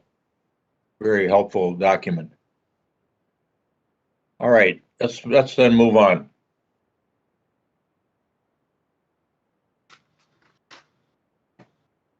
Okay, thank you, Mr. Chair. Jason, if we could switch back to the PowerPoint. Thank you. Slide 2. So we've tried to tease out all the different action items that you're going to see. Again, September is when you'll see all the action items you see on the screen here before you, and at that point we'll release it for public comment, and then bring those public comments back to you later in the fall. So September's the date for the action items, but you know, this month and next month is really the time for discussion, and any major changes we'd like to at least put on the table here this month to give our technical committees a chance to react to them. I would say the feedback we've heard so far from TAC funding and programming and TAC has largely been limited changes that they would like to see from their perspective.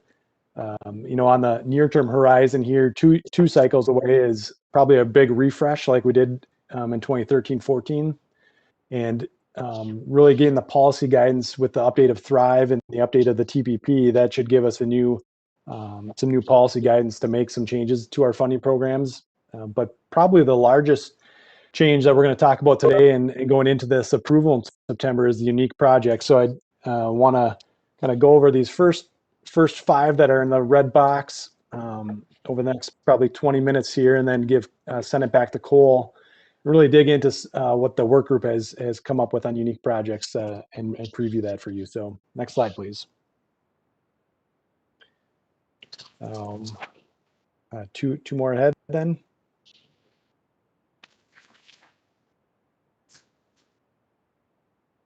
So the first decision before you, and again, these decisions are starting at the high level and then going down to the more technical in nature. So we'll go, you know, some of these Amy and Joe Barbeau went through last month, but as I understand it, there wasn't time for discussion. So we want to certainly give you that time if you want to discuss some of these. But just briefly on the modal funding ranges, we back in 2020, we changed it slightly, which amounted to about $5 million more for transit, and Cole described that process.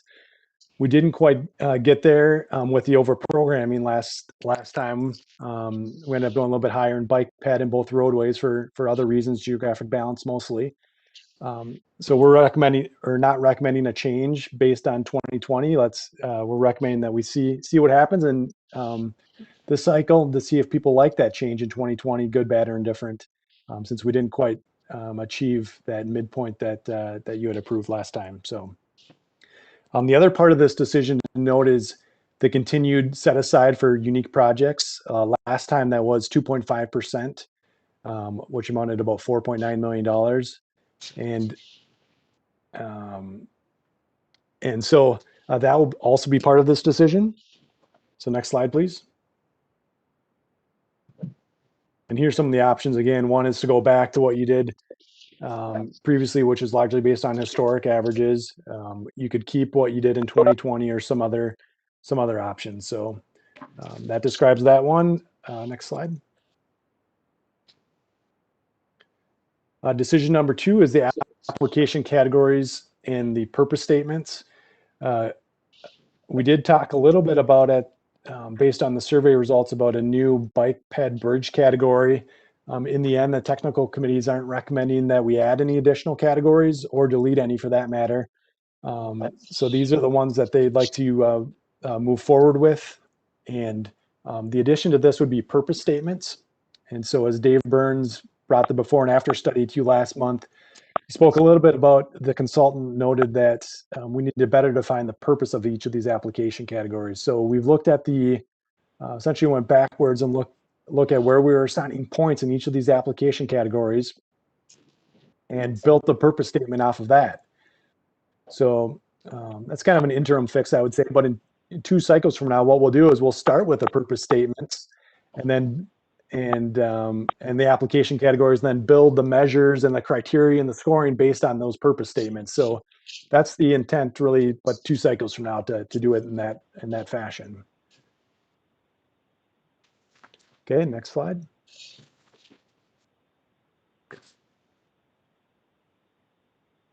Next one. Our tech chair is here putting some additional comments in the commentary in the chat here too to kind of round out the conversation. So thanks, John. And feel free to chime in too. Number 3 was the application category minimums and maximums. So as applicants here, there's a limit, there's a minimum award. So you don't federalize a project that's too small in nature. And there's also a maximum award. The technical committees weren't recommending any changes to that. You can see at the bottom row here is unique projects. Again, we'll get into a proposed minimum and maximum award there when Cole steps back to present that. Okay, next slide.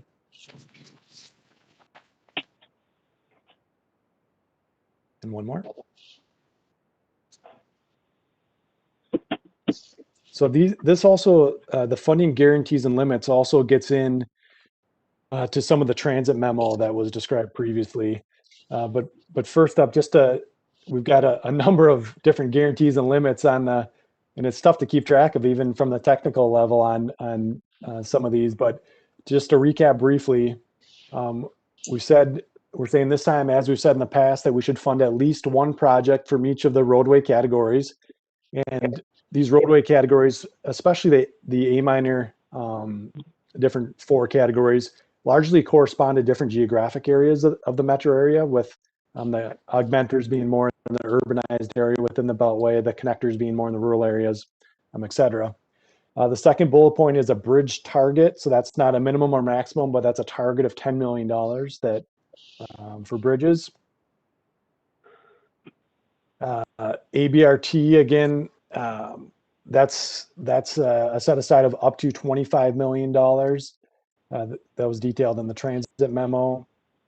If you couple that with the non-ABRT or the bus rapid transit, other types of bus rapid transit, that's a maximum of $7 million for a total of $32 million.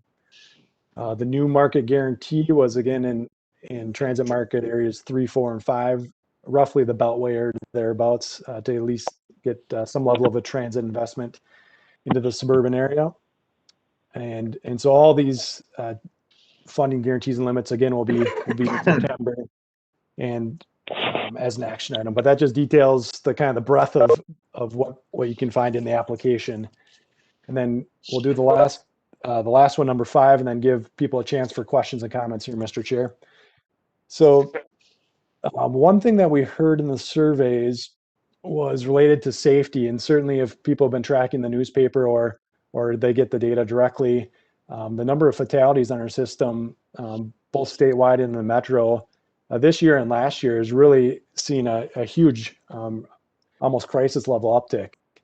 And so our technical committee members obviously are seeing that as well. And one of the changes that they wanted to bring to you was what we're calling the spot mobility and safety categories. So on this table, the application categories are the columns and the criteria are the rows. And you can see the percent of total points is what's detailed as the percentages.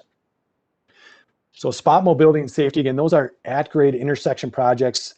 The maximum award there is $3.5 million. So it's things like turn lanes, new roundabouts, new traffic signals that are really focused on the intersection areas. And right now, 25% of our points go to safety, 25% to congestion and air quality, which is a pretty high percentage actually when you look at the rest of these tables. But what our technical committees are saying is that we should we should increase the safety percentage there as one option for TAB to consider. And we did have one option that was floated by a TAC member, and that was to rearrange or reallocate the points between safety and congestion to give 2/3 of those allocated points to safety and 1/3 to congestion air quality. So that's why you see in red, you see 33%, 17%. And the tough part is, where do you take the points from if you add points to something? And that's always the $1 million question. So we wanted to bring this idea to you, and if you're agreeable, certainly we'd bring it back tomorrow, starting at TAC F and P, work out some of the details alongside with that. But that was the general sense, was to increase safety in this category, given the high amount of fatalities and serious injuries we're seeing on our system. So next slide, please. But that's obviously one of many potential changes that you could make to the points system. They're not recommending any others, but that was really the one they focused on, was the safety. So with that, we've made it through the first 5 in record time, and I want to give it back to you, Mr. Chair, and see if people do have questions or comments on any of those first 5 items. All right, that was a succinct but important I think run through on those 13 slides for backgrounding purposes on the work we have to do in those 5 different categories. Do members have questions or observations, early concerns they want to express? Member Foster? Yeah, thank you, Mr. Chair. I just have a definition question. What's Beltway? Oh, yeah, thank you, Mr. Chair and Member Foster. So when I said Beltway, I guess I meant the 494, 694 Beltway. Thanks. Other questions on this portion of the presentation? Next we have Ash. Okay, Member Naryanan?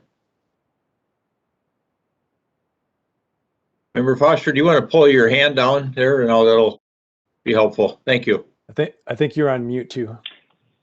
There you go. Oh, thank you, Mr. Chair. I have a couple of questions. One is just the decision on the systemic refresh that happens that you said would happen in a couple of cycles. I was curious about how that decision is made, and it seems to me like, with the federal government and potentially $1 trillion of infrastructure coming in, this might be the time for us to take a deeper look at some of our processes. And then the second question I had was the modal capacity limit for the strategic capacity piece. I believe that was a trial, right, in the last cycle. We went from 7 million to 10 million at the trial, and I was curious to hear if there was any talk of rolling that back, because I feel strongly that we should roll it back. Thank you, Mr. Chair and member. your first question was on the larger refresh, and so some of our longtime members remember that was probably a 2 to 3 year process, and that came after the last the big update to the transportation policy plan, and so the I guess the timing that we're proposing to be in 2 cycles. So after we'll do this 2022 cycle, 2024 cycle, and then by that time, again, the Thrive will be updated and the next TPP will be updated. And we're starting working on those items right now on an internal level. So that will, we'll have kind of fuller discussions on some of these items, and the goals of the TPP objectives may change. And that will give us really the policy basis to make some of these larger changes. But yeah, I see what you're saying. Now we're coming out of a good conversation here, the first half of the meeting, and wondering about that. So that was, I think, your first question. The second was on the $10 million maximum award, I believe, right? And so if we could go back to that's correct. Slide number 9, please, Jason.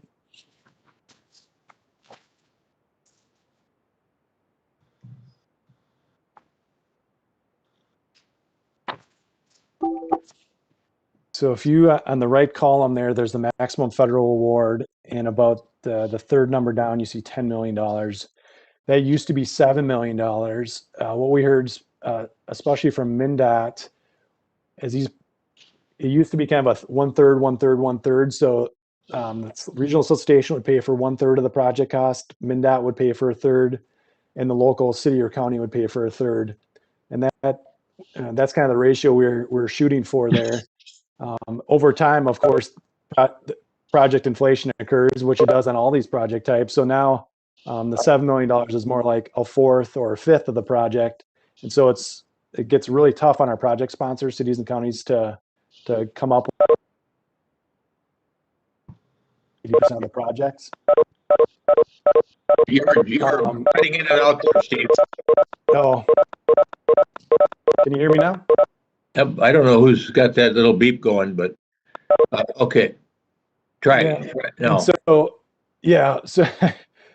And so we did, we brought it up to $10 million, largely at the request of MnDOT and some of our other partners. But last time, as you remember, we funded for more into that category, as well as increased the maximum. So we ended up spending a lot of the solicitation roadway budget on that particular category, which gave some people some heartburn. So I guess the technical committee did talk to some extent about bringing it back to 7, or bringing some of the other categories up to 10.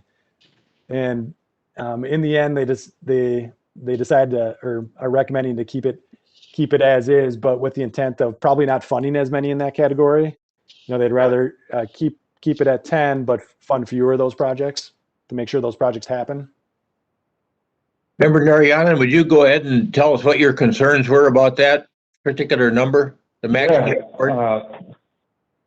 Yeah, thank you, Mr. Chair. Some of my concerns were, one was that, Stephen said, none of the other projects were raised, even though project costs have gone up. This seems like a special dispensation given to just one category. The other concerns I had were that, roadway strategic capacity are some of our biggest projects. And, we've heard over and over again from MnDOT and many other agencies that we just don't even have the money to maintain our existing roadway infrastructure. And this kind of sucks out a lot more money for infrastructure that we don't know if we can maintain in the future.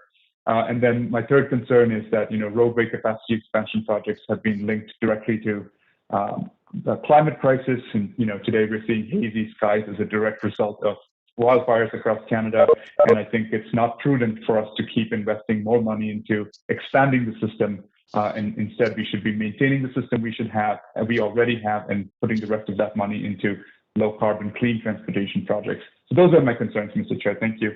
Thank you, Member Narayanan. And Member Narayanan, with respect to the first issue that you raised about the reboot or the refresh, with the timing of this potential federal legislation, it strikes me that might be a good conversation to have after we get past this solicitation that we have to make some decisions on in September. I don't think we'll be way behind the curve on funds. Well, it may end up in a situation where we get more money to deal with, and we can make some decisions on the run on categories, on minimum and maximum, if we have more money coming to the region.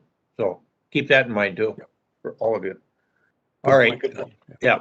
Thank you, Mr. Chair. Just a quick procedural question. Where in the process do we actually have a discussion on exactly, what these amounts could be? Is it right now, or is it, just at our next meeting? I think that the goal was to have the discussions this meeting and the next meeting at the latest, so that we could vote on the decisions that we need to make in September.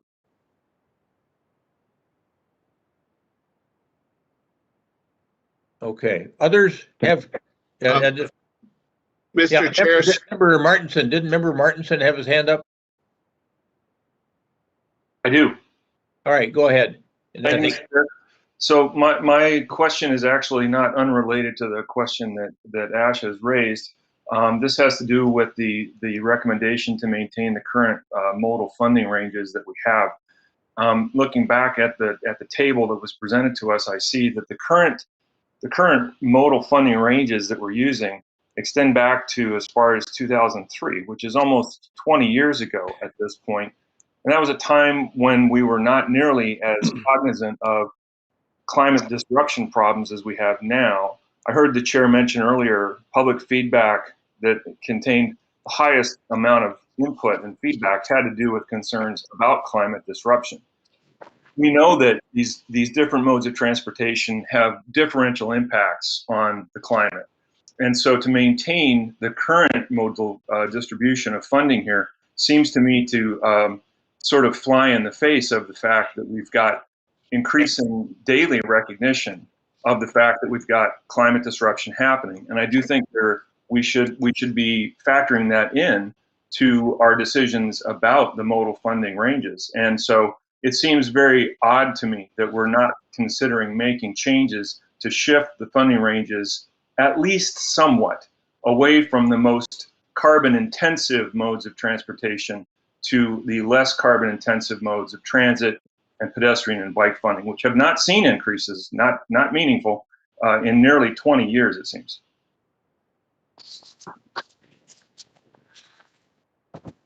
I think both of you gentlemen have aptly illustrated some of the concerns. I think this is across the country. Some of the concerns that are being raised in regional areas like ours, with respect to the emphasis on the modal funding ranges, is illustrated by your comments. And then the counter to that is that even as we've worked on the last solicitation, we know that in our I'll call it our color counties, but our non-core counties, there is still a concern about expansion of capacity. So what we've tried to do here is to make sure that we look at this broad range of needs and try to figure out a pathway that works, that we're all satisfied with. But this is all stimulus for a great conversation over the next couple of months on how we approach this. Mr. Chair, Stan Karwoski, I'd like to make some. Commissioner, go ahead. Thank you, Mr. Chair. I'd like to make some counter remarks. Steve, just to clarify the strategic capacity that we increased to 10 million, that was just done last solicitation, if I am correctly understanding that. And also, doesn't that category ideally fund perhaps interchanges?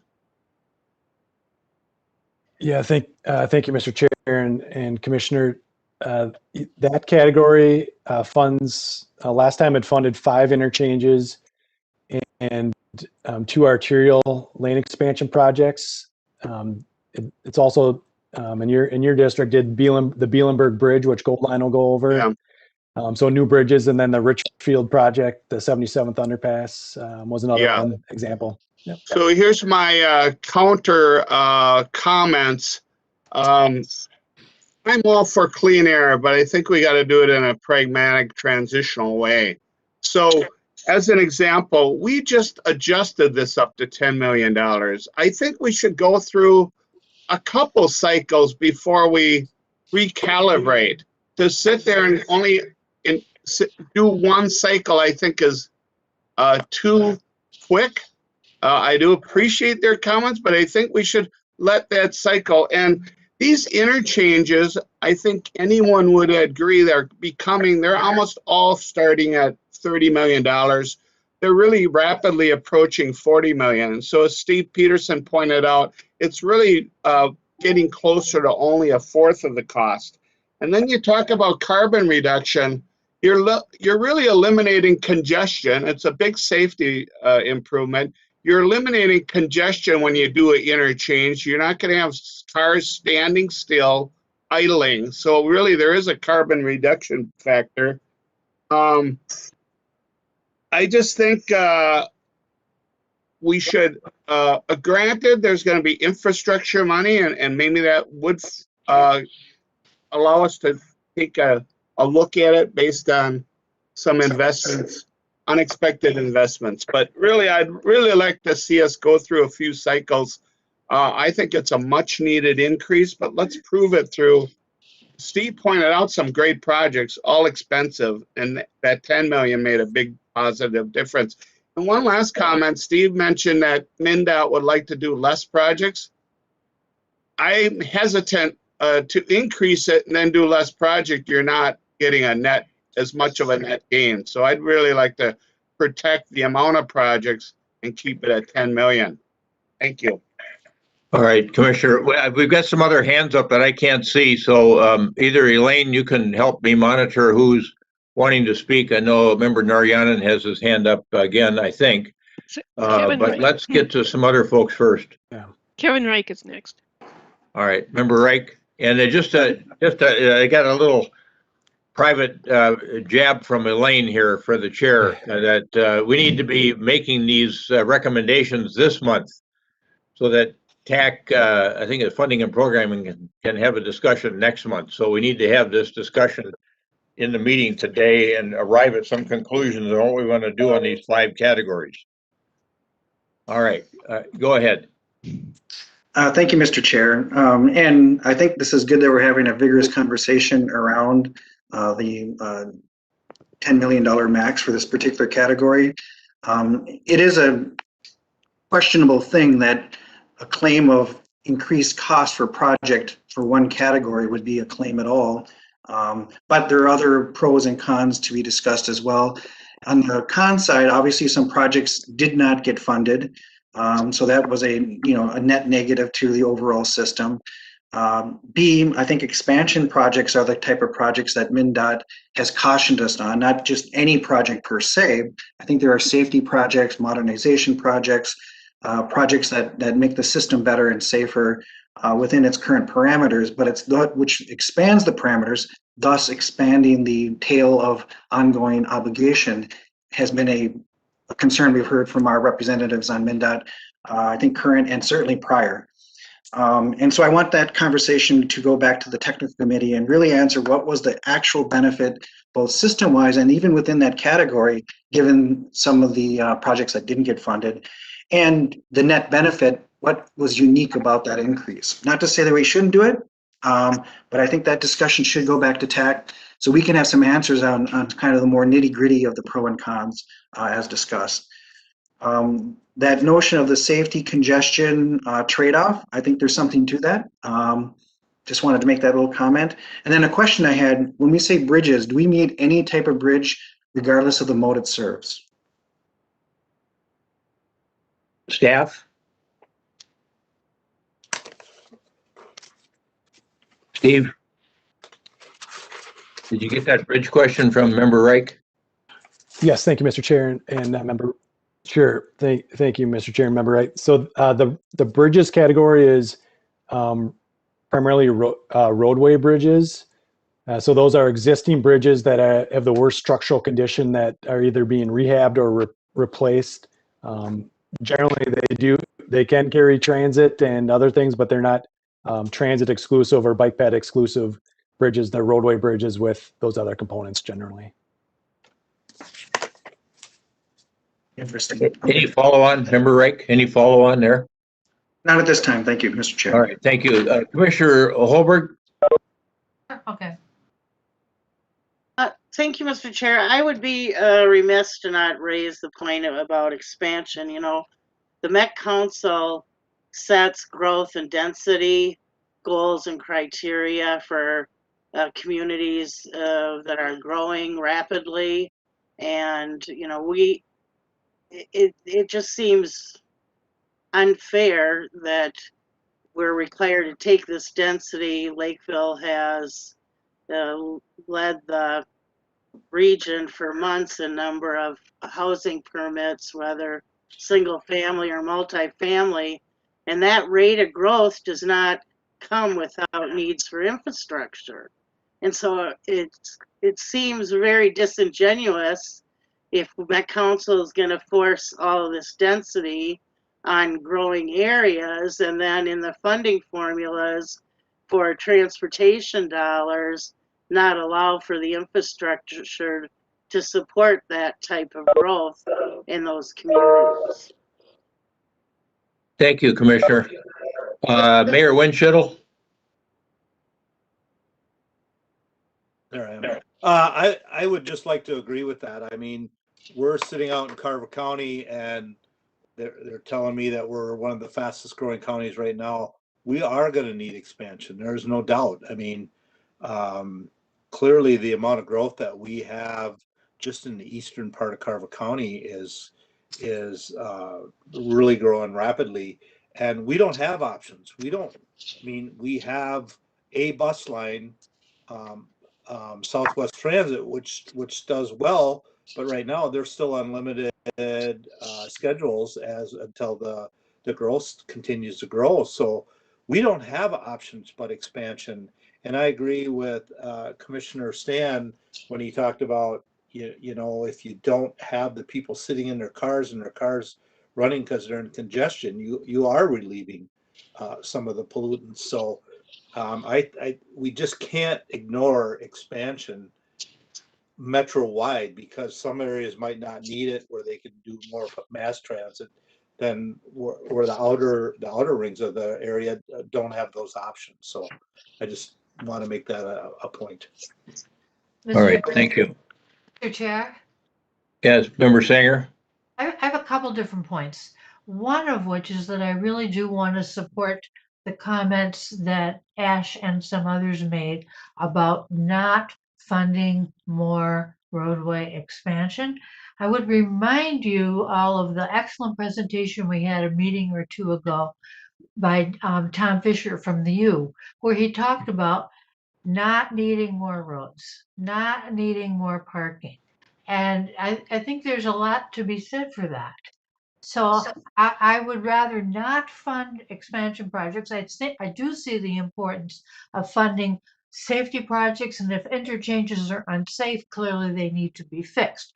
But on the flip side of that, in response to the last comments we've had, if cities in the Collier County, maybe what we should be doing is looking more at the question of what additional mass transit could be made available to some of the Collier counties to deal with some of their population issues that they say that they are having.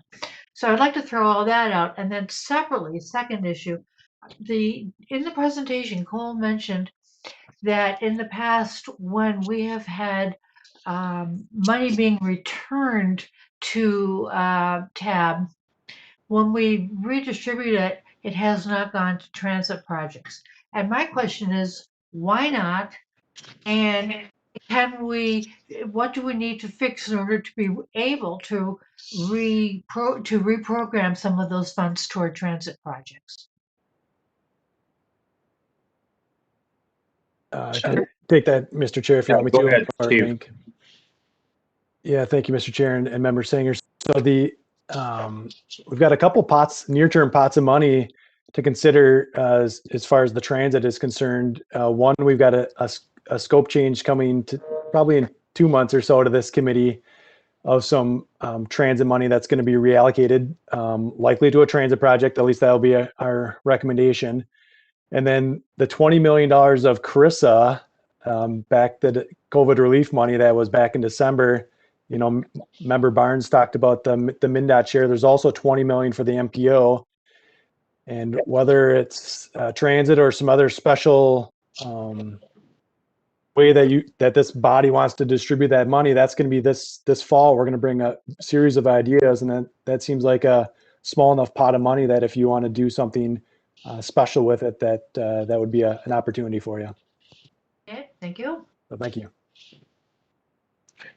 Folks, I'm thinking if we have to give some direction here, when I go to that slide 2, which you probably all have available, I look at those 5 decisions that need to be made. It looks to me like there's a couple of them that we could give guidance on fairly quickly. And one of them is number 2, which is the application categories and purpose statements, which are contained on slide 7. Can we give staff and funding and programming our approval that those application categories with purpose statements are going to stay the same as they were in 2020? People comfortable with that? Yeah. Mr. Chair, I'm comfortable with that. Okay. I'm comfortable. All right. Let's move. That's okay. Let's say that we got that one solved. Then there was one I was wondering about. Remember, Reich raised this, and I think somebody else did too.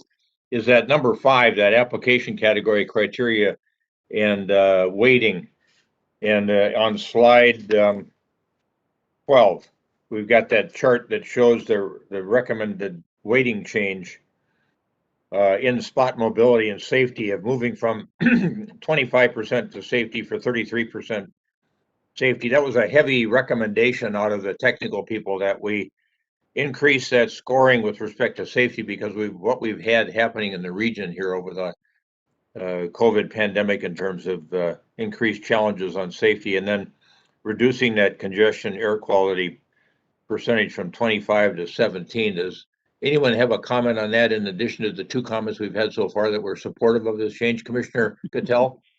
Yeah, I haven't had a chance to talk yet about any of this, but first of all, about safety and congestion was one of the things. One of the things that always is the rub is, of course, the air quality issue that we just released our climate action plan in Hennepin County. And this is a big deal, but so is safety. And we're seeing an awful lot of accidents, especially around transit stops, that are huge issues. So I guess I'm not necessarily against it, and in fact, my staff supports this, but I'd want to see some real progress. And if we make progress, to back off and put some more into the congestion air quality issue, because I don't think we should lose sight that the real issue here is around climate change that we really need to address.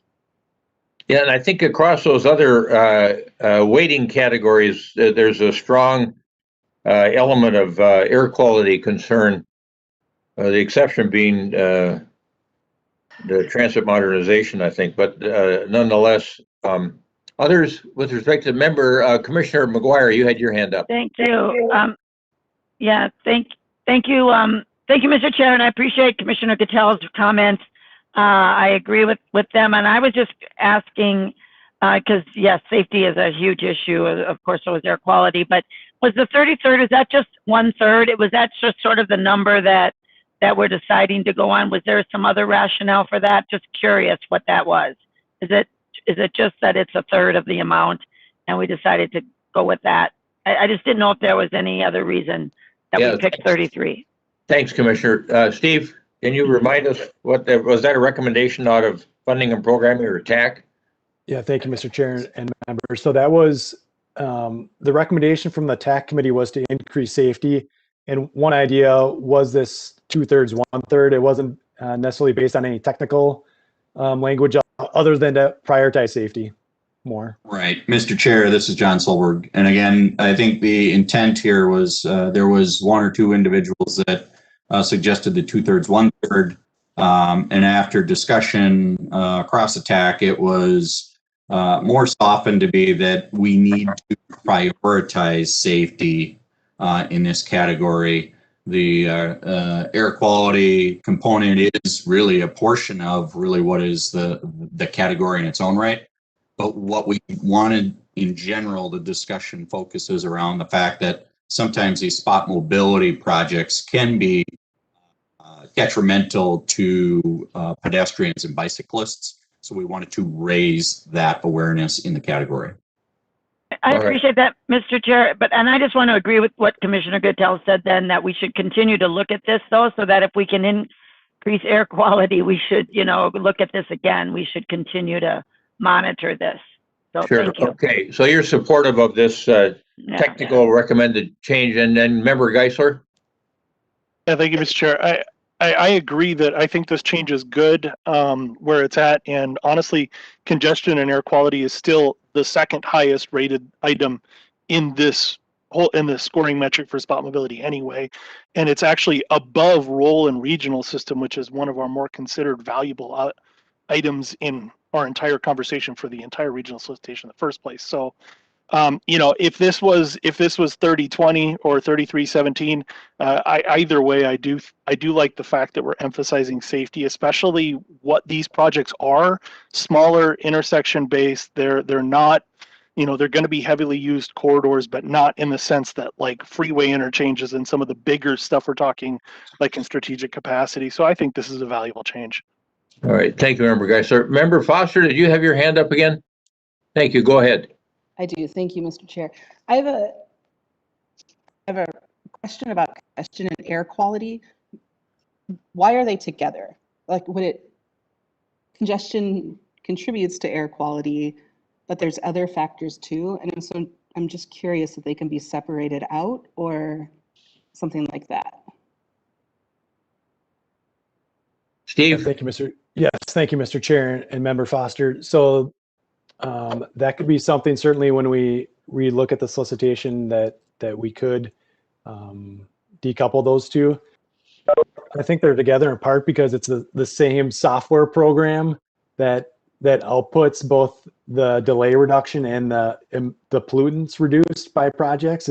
And so I'm guessing that's in part why we put them in the same bucket. Yeah. I would think that the traffic is the way they do.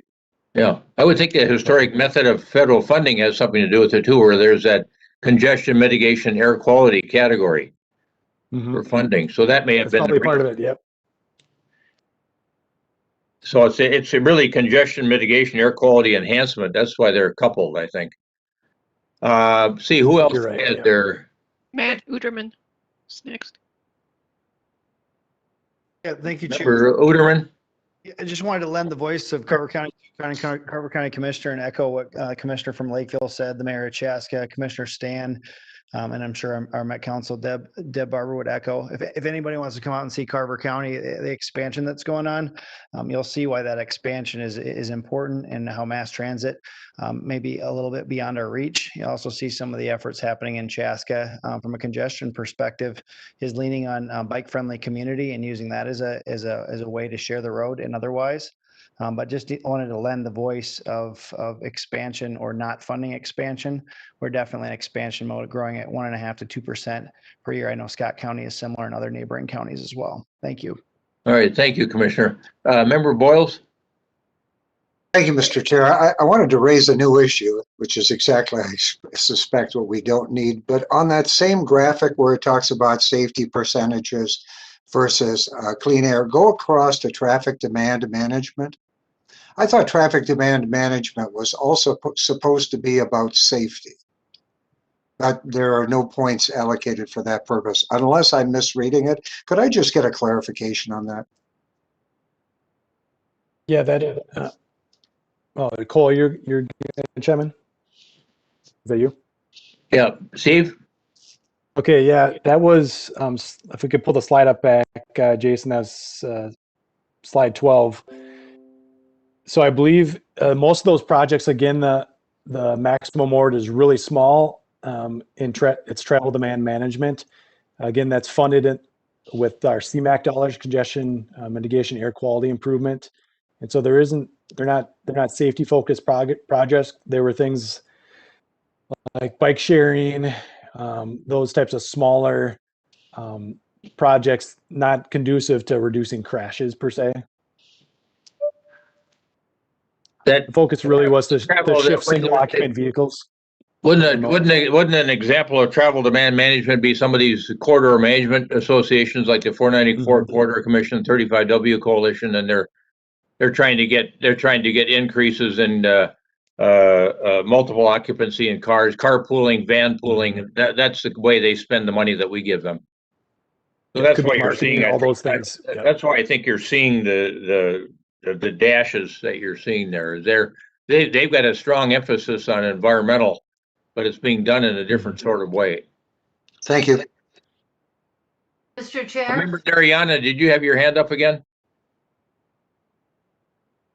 Yeah, thank you, Mr. Chair. Just a couple of quick comments. One is Jason, will you take that slide down again, please? So we can see. Okay, thanks. Remember, Narayanan? Yes. Thank you, Mr. Chair. One is the comment about air quality. Specifically, I feel to the comment that Stan and Mark made earlier about expansion being needed, and Mark, specifically your point about not having options. I feel like this is a time where we could really reimagine what it would take to bring high quality transit, walkable, bikeable communities all across the state, no matter how far they're growing, how fast they're growing. And growth doesn't just need to be met by roadway demand. I think it could be met in a variety of ways, including public transit, biking and walking. And also one point about the air quality piece, I think, just mitigating air quality at spot, using interchanges is a Band-Aid. It doesn't necessarily address, Commissioner Gattel's earlier point about the real issue being climate change here. And one effective way to reduce that is to invest in low carbon transportation options that help move people without, reducing mobility, but also in a clean and safe manner. All right, we've been concentrating on this number 5, category number 5, the application category criteria and weighting. Are folks generally comfortable with the suggestion from the technical people that we, in the spot mobility and safety category of the criteria weighting, that we modify and make that recommended weighting change to increase safety from 25% to 33%? And for purposes of this work, reduce congestion mitigation air quality in that specific category from 25% to 17%. Mr. Chair? Yeah, Member Sanger? Thank you, Mr. Chair. I don't know if I'm comfortable or not, because I do have a question, which is, has anyone done any kind of study or analysis about whether this increase in traffic crashes and fatalities that have had, how much of that actually is due to infrastructure that is in need of redesign or repair, versus how much of those crashes are really due to what I would call law enforcement issues or failure to follow the law issues? And so I am wondering whether changing this really make any difference. All right, well, let's see if we can get an answer from Steve as to what the technical folks were thinking about, and then I'll go to Commissioner Gattel, who's got her hand back up. Yeah, thank you, Mr. Chair, and Member Sanger, and John can help me out, Tech Chair can help me on this too. A lot of the fatalities we've been seeing in the past year are certainly speed related, and more behavioral issues, but there are still infrastructure changes that we could make to the system to reduce those crashes. And so there's certainly a gap there of there's no more projects that could help the system, but I think you're right that much of it is behavioral. Mm-hmm. And if I can, Mr. Chair, to add on to that, I think what you said in the technical committee is the recognition that there are many ways to design these improvements. If we put additional emphasis on safety, it may trigger candidate projects to concentrate more on the ability for those, for instance, again, non-motorized users to traverse those solutions that are being primarily designed for automobiles. Chair Solberg or Steve, are the spot mobility projects that we do tending to be more localized in nature? Because what I'm getting here is a sense that people are reluctant to let go of air quality and congestion mitigation as a strong element to be considered. And it makes you wonder about whether we could borrow, if you will, some percentage from the role in the regional system on these spot mobility projects. So we'd go about maybe reducing some of these other categories to capture that 7%, other than capturing it out of congestion mitigation air quality. Miss John's looking at me. I think there's a variety of ways you could get the points to increase safety. We floated one idea, and if people have some hesitancy, I think what we also could do is bring back a couple options back to tab next month for further consideration. Why don't we do that? Because I get a real strong sentiment here that to the extent we want to protect air quality, we want to be doing that. And that's universal, whether you're more urban or regardless of where you are in the region, I guess is a better way to put it. Okay, yeah, well, let's do that. Is that sufficient guidance for you then on 5? It is, yep. All right, well then let's go back to these modal. There's some interconnectivity. Mr. Chair, here. may I? You were going to give. Yeah, member Commissioner Gattell, go ahead. Thank you. Thank you. I do appreciate that. I've been trying to get in here for a little while, but I really enjoyed the conversation. I just want to say that, and I could also support going and looking at grabbing some points from different places. So I could certainly support that. I do want to say one comment about the Met Council. I just want to say that I appreciate the continued effort that they're making, developing a methodology for performing before and after studies. I think these projects and previously federal funded projects, this is going to be instrumental in how we move forward. This could also be a standard approach for cities and counties to implement for non-federal projects too. So I think it could be a best practice. I just want to point that out because I see it as very helpful. I also just want to say the County of Hennepin is very strongly in support of the modal funding ranges in the 2022 regional solicitation as they follow the 2020 solicitation. And I look forward to, revisiting that, especially if we get transit bill through and everything. Also, I think that, the $25 million awarded to BRT, that was a big, long discussion. That's a huge strategy to promote the delivery. And there's so much efficiency that we don't want to lose. So I just want to say how much I think that has helped our system. I also think that the category 4 safety does need to be improved. It is instrumental because 80% of, like I said, all those pedestrian accidents are happening in and around where transit. So it really matters. So those are some of my comments that I just wanted to make. Thank you. Yeah, thank you for making those. So what I hear from you is that you have a similar view as Commissioner Karwoski, and that is let's stay the course from 2020 since we made changes for the 2020 solicitation, see it through on one more cycle and see how it goes in these different categories, and then react from there for the next solicitation beyond 2022. Is that a fair statement? Sure. Yes, do that before and after kind of comparison that we just did, because I think a couple of cycles will really let us know where we're headed in the right direction. We spent a lot of time in getting this. I'm not necessarily ready to redo the whole plan just yet. But again, we may have a whole different caveat come the next time because we may have huge transit dollars coming in from an infrastructure from the federal government, which would be a good problem to have. Okay, good. Thanks for that explanation. Member Hollinshead. Yeah, I just wanted to endorse and agree with comments from Member Narayanan and Sanger and others. I think if we were to increase safety, there should be a causal relationship as to where that money comes from. So if we're going to put more money into safety, let's take it from those categories which create the problem.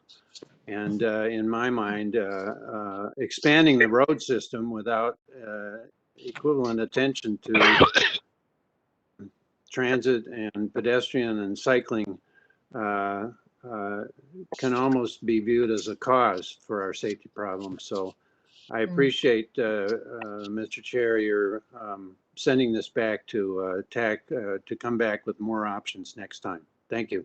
Yeah, good. Thank you, Member Hollinshead.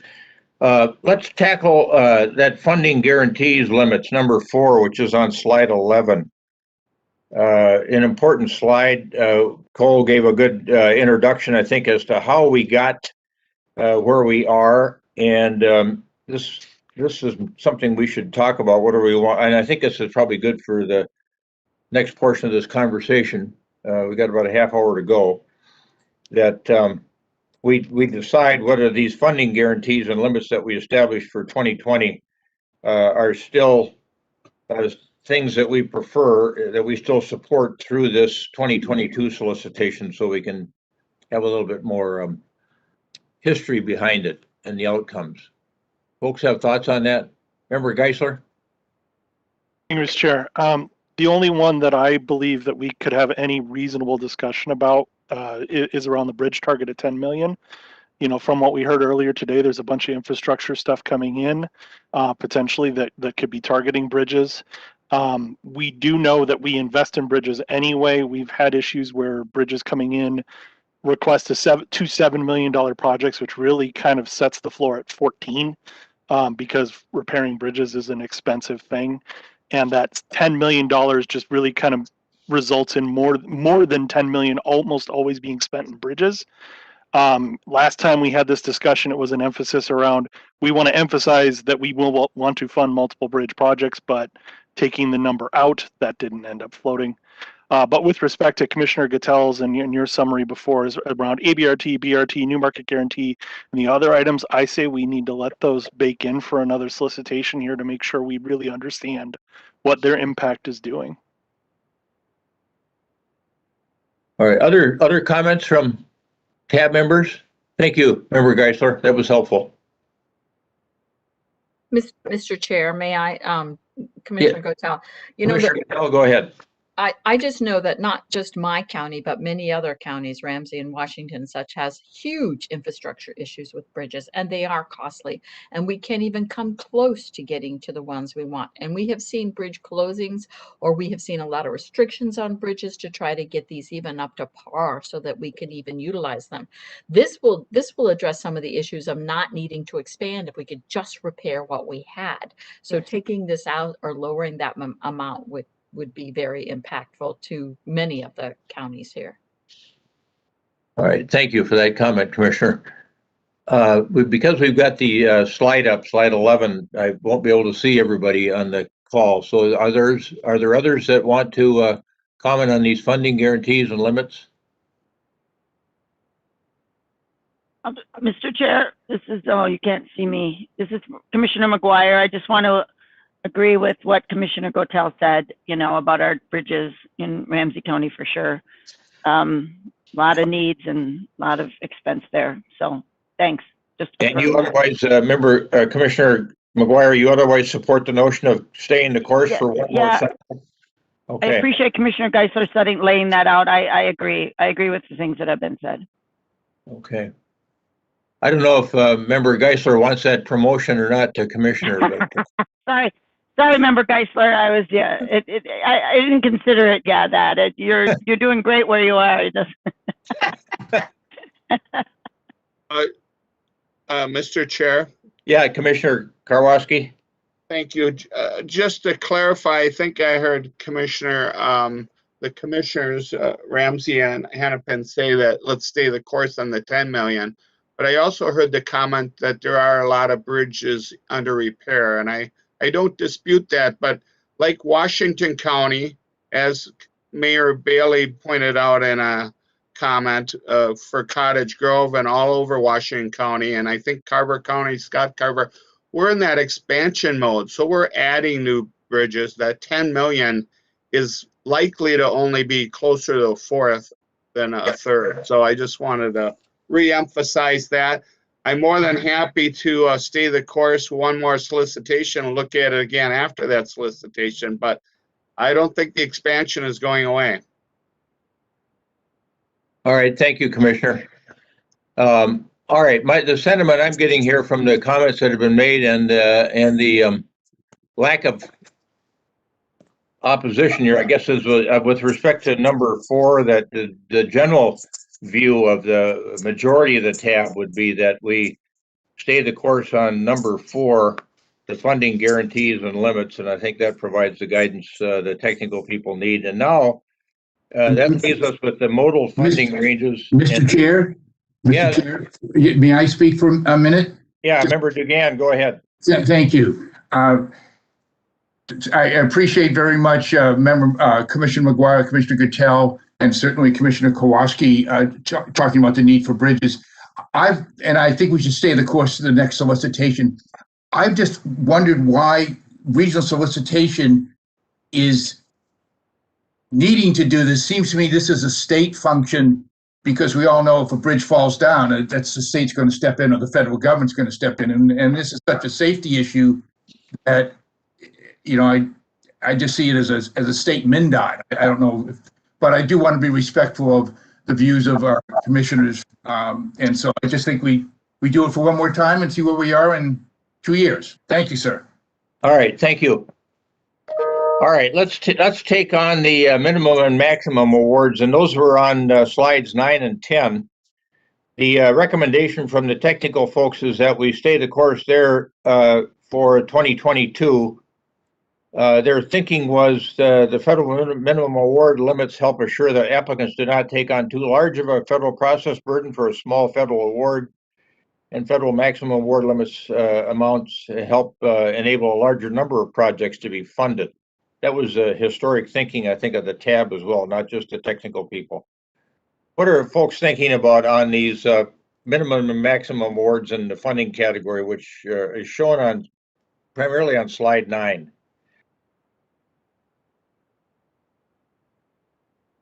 Mr. Chair. Yeah, Member Geisler. I would be for letting this ride as it stands here. I know we just changed, we've had a lot of conversation on strategic capacity already. I don't want to recount all of that, but we just made that change. I do think we need to let that go a little longer to understand what that does. And the only counterpoint I would add is that with the if we have more projects taking the maximum federal award for strategic capacity, that is ironically fewer expansion projects happening, which is kind of what people are asking for. So it is a little paradoxical in the sense of if we let larger projects take more money, it's less roadway expansion being funded by the solicitation. So it is a little paradoxical to think about, but I think we had a lot of good reasoning to expand it up to 10 from 7 last cycle. So I'd say let this ride. Other comments?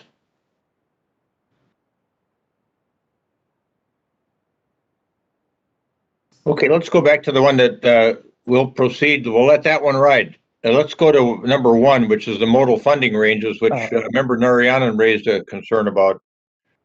Staff again was recommending no change from the 2020 midpoint. The 2020 midpoint, you know, we got there because of the fact that we took on the unique projects, and Cole's going to talk about that in a minute. And that took 2.5% right off the top. So that caused us to do some midpoint adjusting. Mr. Chair. Yes, yes. I'm so sorry to interrupt, but did that mean we were just going to let the modal funding range for the capacity expansion just remain? Because I don't believe we kind of achieved consensus. I think we heard a multitude of views, and I'd be curious to see where the group lies as a whole. Well, we were just talking now about minimum and maximum awards, but we're just going to start talking about modal funding range now. I meant the minimum and maximum. I'm sorry. So the 10 million to the 7 million for the expansion capacity is what I meant. All right. Well, go ahead and give us your view again. Oh, I don't have any change in views. I just don't feel like we've achieved a unanimous kind of decision as a group. I felt like we heard views from both sides, and I'd be curious to see maybe if, I don't know if this needs a vote or what it needs, but because I felt like there were quite a few people who spoke in support of reducing it to $7 million again.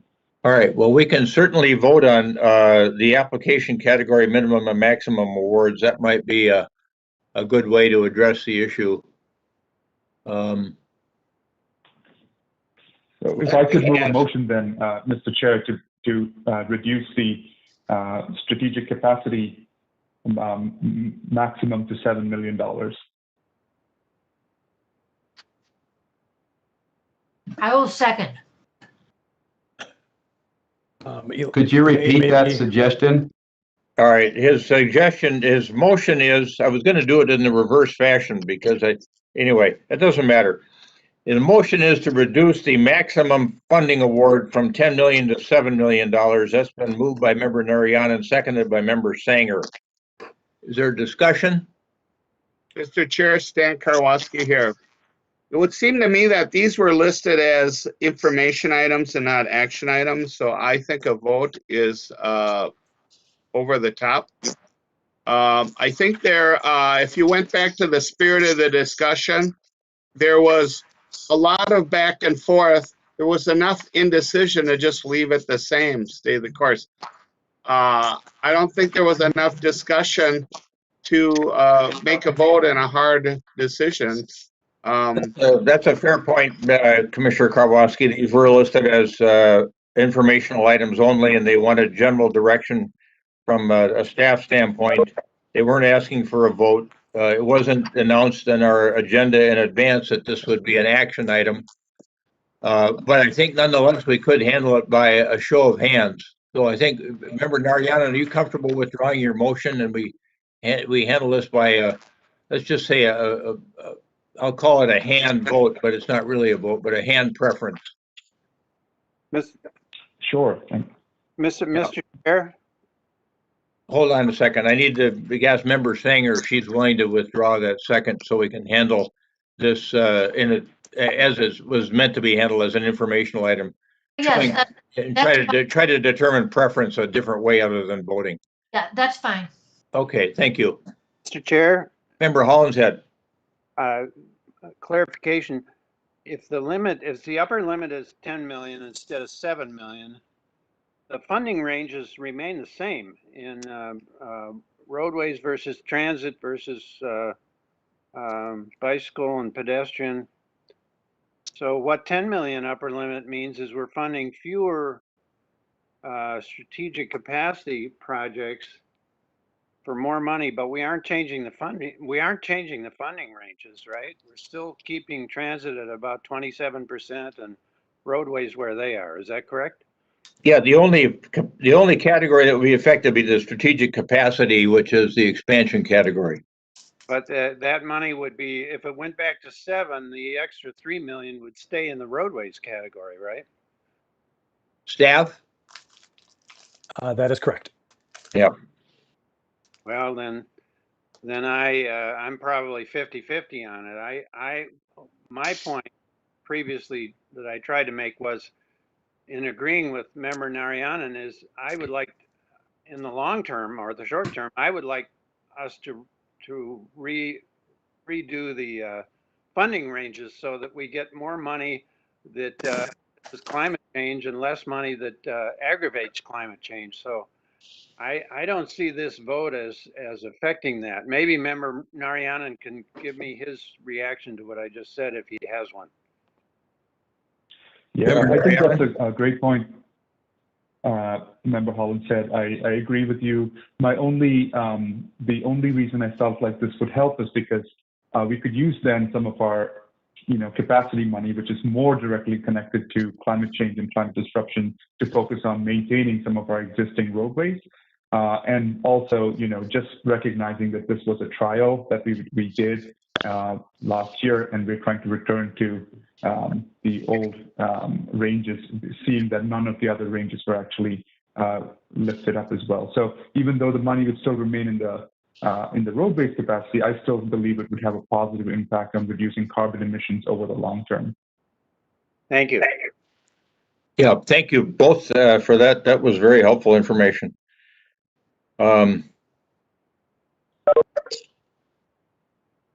Well, I think the conversation today really begs us to have that broader conversation at some point in time about climate and how we want to go about tackling that in the years ahead in the work that we do. To Chair. Member Geisler? Thank you, Mr. Chair. One thing I would like to highlight for some of the members that are focusing on climate change for all these categories is that one of the big points of creating the unique projects category, which we haven't gotten to yet, has a huge emphasis on climate for funding those projects. Yep. Which is setting aside 4 or 5 million or so that are really heavily driven projects around climate and equity. I mean, we kind of carved off a couple $1 million just for that purpose. You know, to Member Hollinshead's point, you know, as I was saying before, changing the maximum award doesn't change the dollar amounts that we're funding to things. If the goal is to fund less roadways, then we need to change the midpoints. Just to make it really clear for members of, if what you want to do is fund less roads, you need to change the funding midpoints, not the minimum and maximum. Right. Another just side impact for those citizen reps, especially, lowering the maximum federal awards results in more taxpayers having to fund it directly from local levies or local sources, either county taxes or city taxes. So just if the monies aren't coming from the feds and the project moves forward, it still has to come from somewhere. So that extra $3 million is coming out of somewhere you've already paid your taxes to, if not more.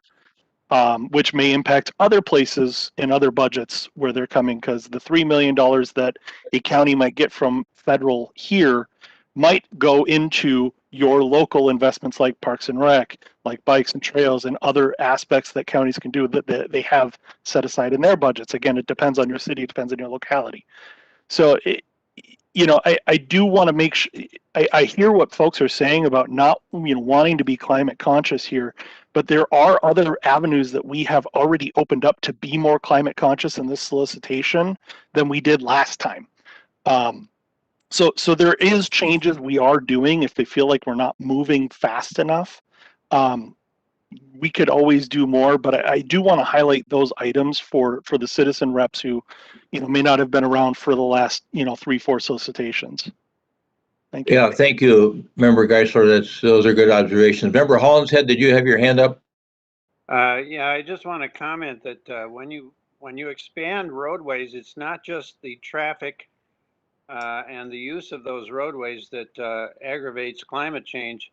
It's actually the materials that go into those roadways that aggravates climate change. So while I recognize the merit of what Member Geisler just said, I still think that what Member Narayanan said right before that I think that's going to probably control, if we have a vote, that's probably going to control my vote, because we all know that concrete and cement and other construction materials are very heavy contributors to greenhouse gas emissions and climate change. So recognizing the merit of what Member Geisler said, I think I would still vote for going back to $7 million limit. Thank you. Mayor Hovland? Yeah, Mayor Amy Venowitz, please, from staff, and then I'm going to go to Mayor Stephenson. Thank you, Mr. Chair and members. So I just wanted to make a quick comment about what staff needs today, because I know this conversation about voting can get confusing. So sometimes the changes that you might want will cascade through the application. And so we need to know a couple months up front if there's some option you want us to look at, so we can prepare all the changes that might cascade from that decision. And I know this is confusing. So what we're looking for from members today is if you have additional options that you want us to consider, that you think might get adopted, and that you want TAC and funding and programming to comment on. Specifically to the min and max, I would not put those in that category.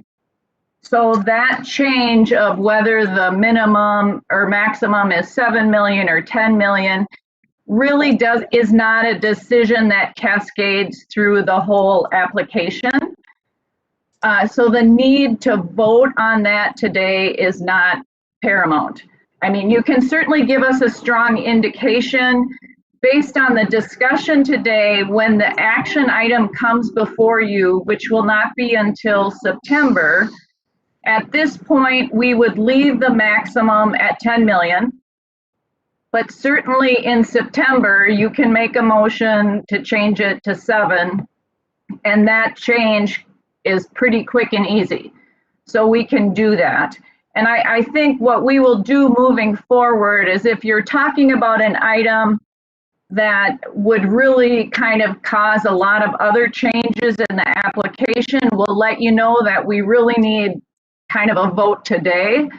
But I would not put this one in that category, if that helps. So you want at least a majority opinion on modal funding ranges today, but we can let this one slide till next month.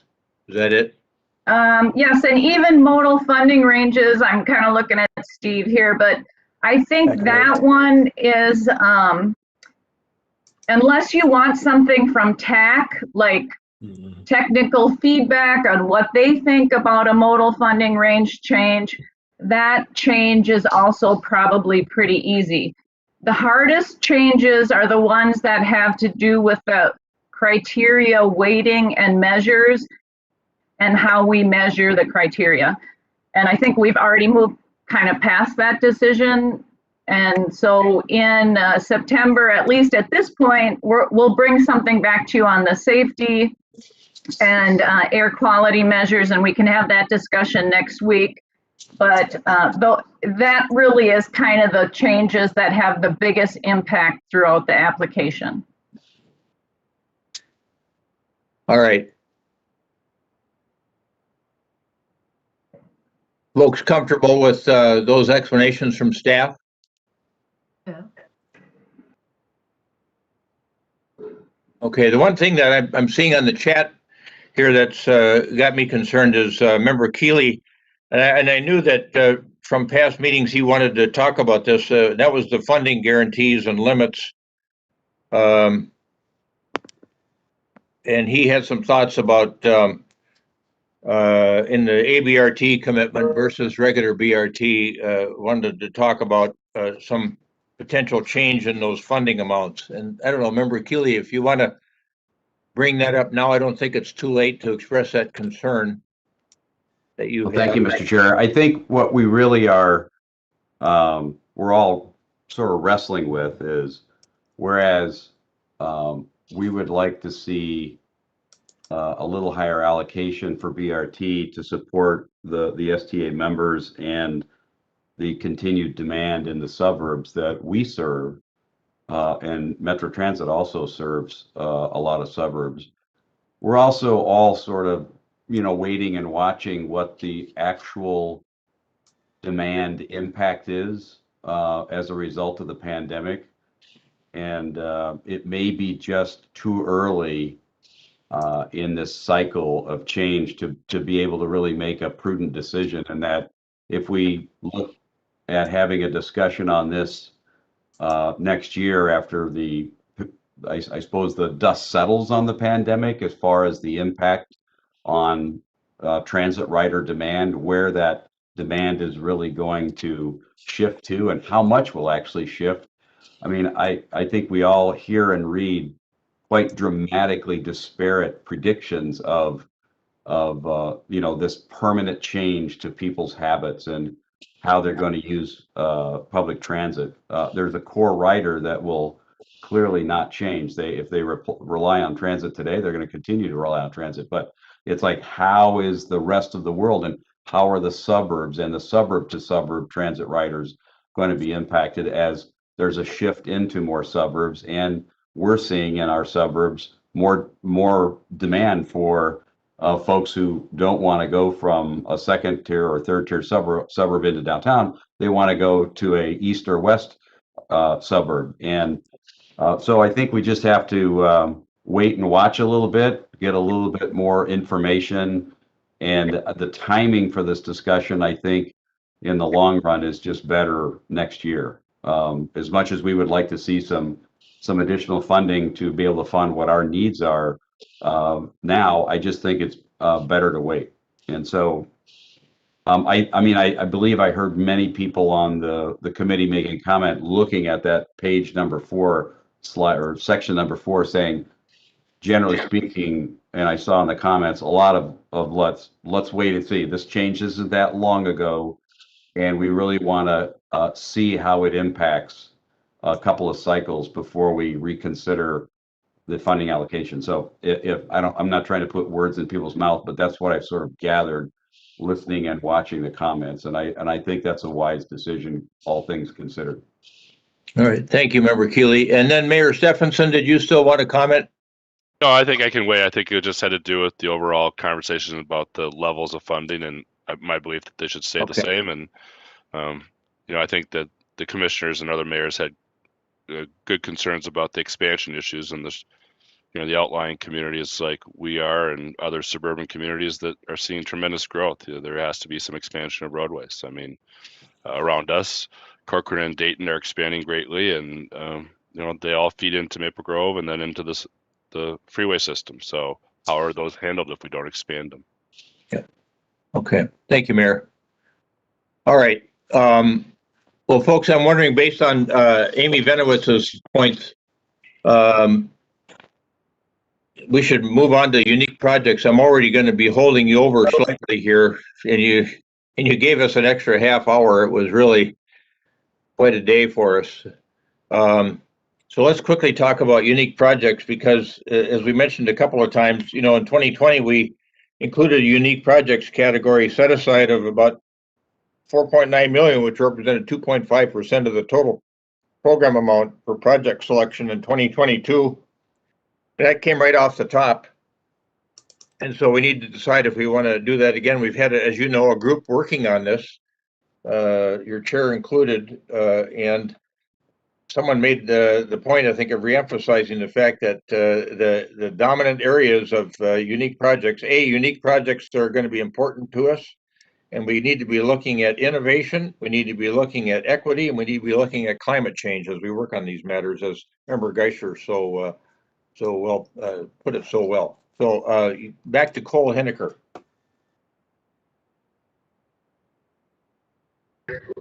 Thanks, Mr. Chair. I will try to get through this a little bit quicker than anticipated, just to let everyone get out of here. The history, and this is really a recap, that we've had some discussion about unique projects. Past solicitations have struggled with not having a clear purpose for unique projects. So our charge this time around was to try to put more purposeful statements about what TAB is trying to accomplish with unique projects. And you may want to adjust your microphone just a touch, Cole. Oh, it's a sorry, little, yeah, there you go. The wrong mic. You sounded a little bit distant. Is this better? Yeah, that's much better. Okay.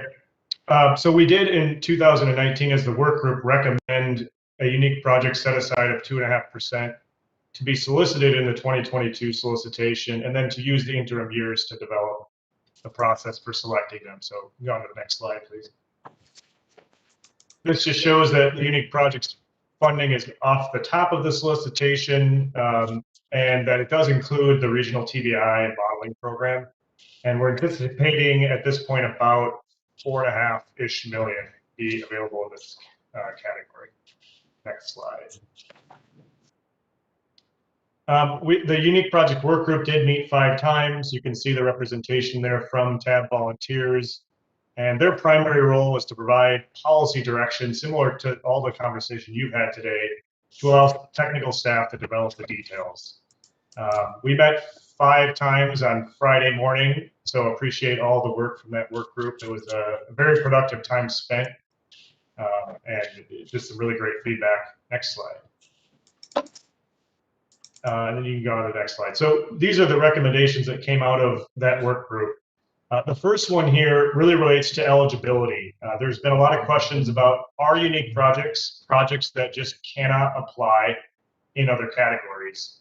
And that's a really gray area for us to evaluate in terms of, you think about the types of unique projects that we're charging stations, mobility hubs, things that maybe could potentially fit in one category, but it's really a judgment call. We made a recommendation that we not use that as a determination of eligibility, and we allow applicants to determine whether they think they'd be competitive based on the goals and the criteria that the applications lay out. So if a roadway project really thinks they were going to be innovative and have impacts on environment and equity, they may want to apply in this category because they might be more competitive than in the roadway categories, for example. We have a unique project's purpose statement, and Steve talked about all the application categories, developing these to help give applicants a one-sentence description about what the category is trying to accomplish. And so this is really reflective of the primary evaluation criteria that have emerged from the work group recommendations. So you'll see more about that as we move through the presentation. Next slide. One thing that's going to be very unique about unique projects is that based on some best practices we learned from MnDOT and the council's community development division, we really think there's value in having a two-step application process, and where we solicit ideas early on in the process, potentially in September of this year, that will allow us to both determine if projects are truly federally eligible, and also to give projects feedback on some of the criteria that they're evaluating. And so this would actually just really to be a informal consultation with potential applicants to try to ensure that we get the best submittals we can get, which is really helpful for a new application category. So one of the, Jim, could you, I'm getting some cell phone.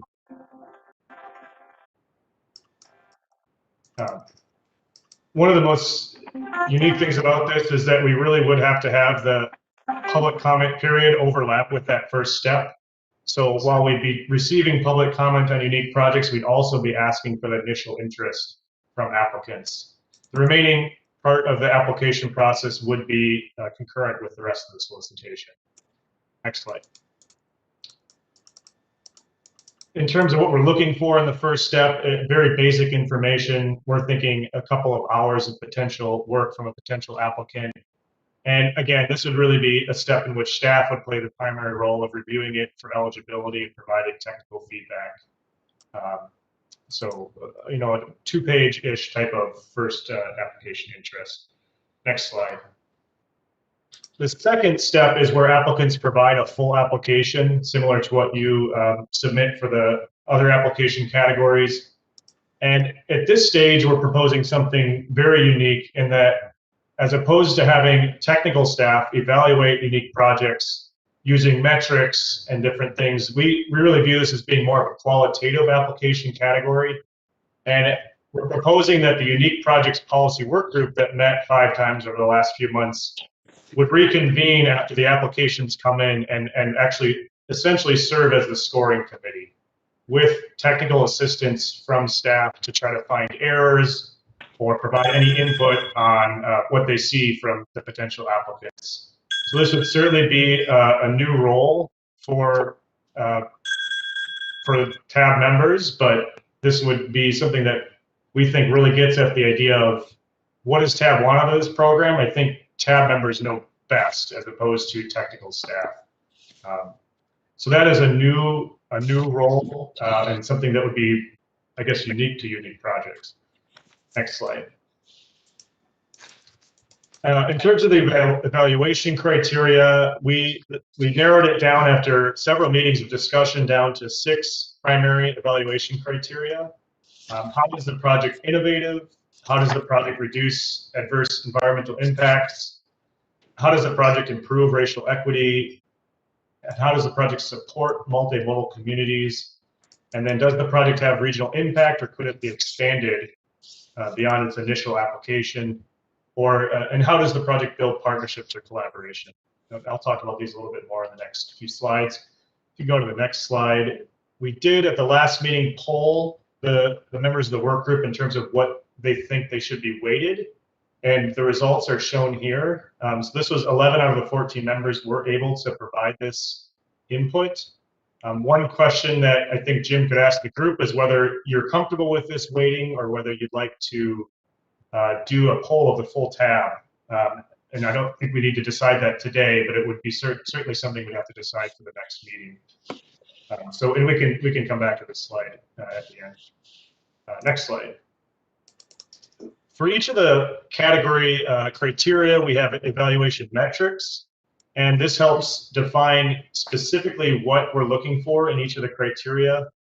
And within these metrics, or within these criteria, each of the sub-bullets are equally weighted. So consider them as equally weighted against the other bullets within each of the criteria.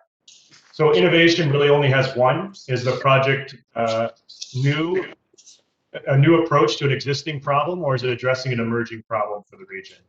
And really, this was the highest weighted category. They really do think innovation is what we're looking for in this category, and trying to solve problems that either haven't been able to be solved or present new solutions to problems that have struggled to be addressed in the past. For the second weighted metric, it is reducing environmental impacts of transportation. And this is, again, where we talk about air quality improvements, contributions to climate change, so potentially reducing VMT or greenhouse gas emissions, improving surface or groundwater quality and management. And a term that came up here as well was resilience, making sure that we're resilient to the potential impacts of climate change from a water management perspective.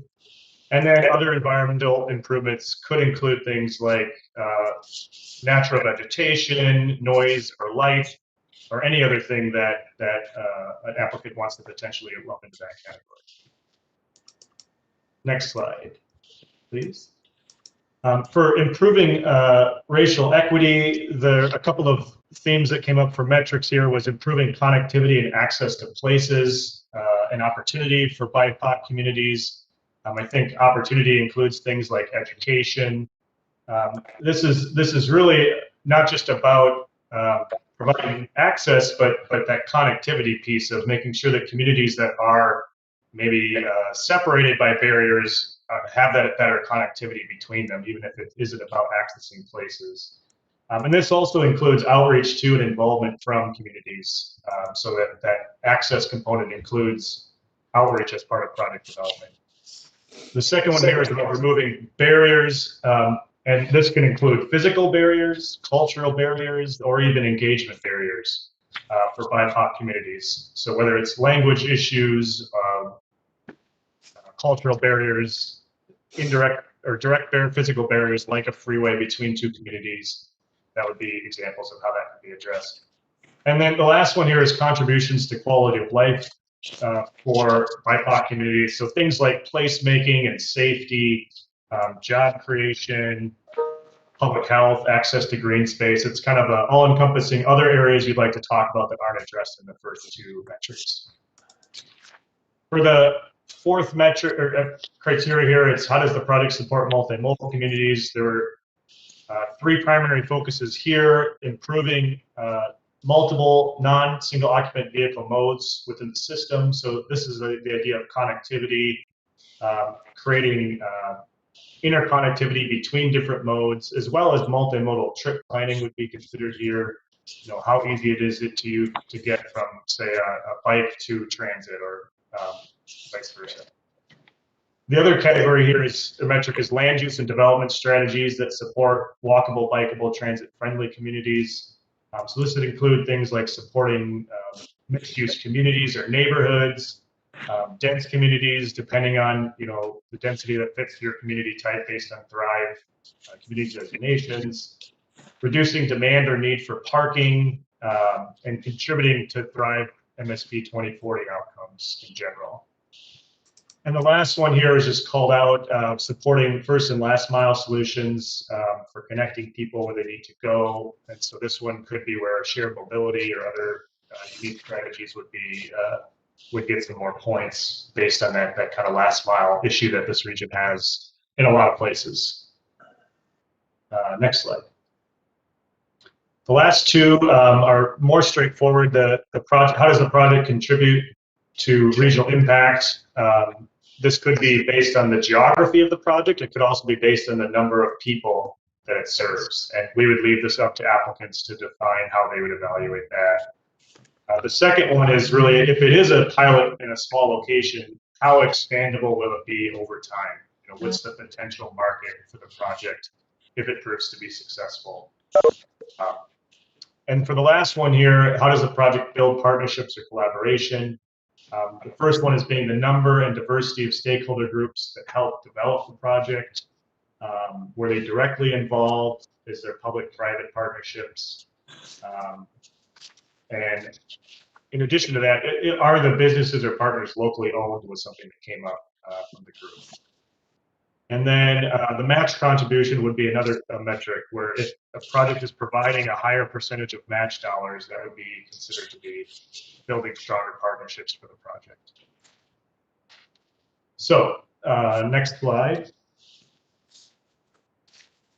Just two more slides on the last one here on the rules would be, and this is things that you've talked about today, that minimum and maximum would be no limit on the maximum for this year, because there is only 4 to 5 million available. They thought that would be something one project could reasonably take up if it was a great project.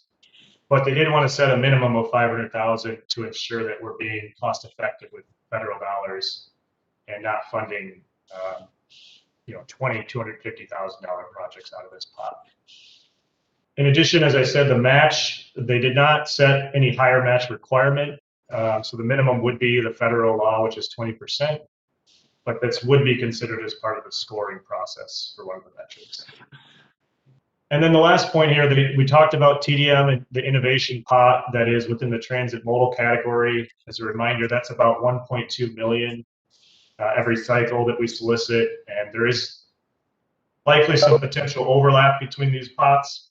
But given that we're in the midst of kicking off a regional travel demand study that will be complete in 2023, the group felt like it was a little bit premature to combine the pot of TDM innovation funding with unique projects. So those will still be kept as two separate solicitations for this next cycle, based on the recommendation.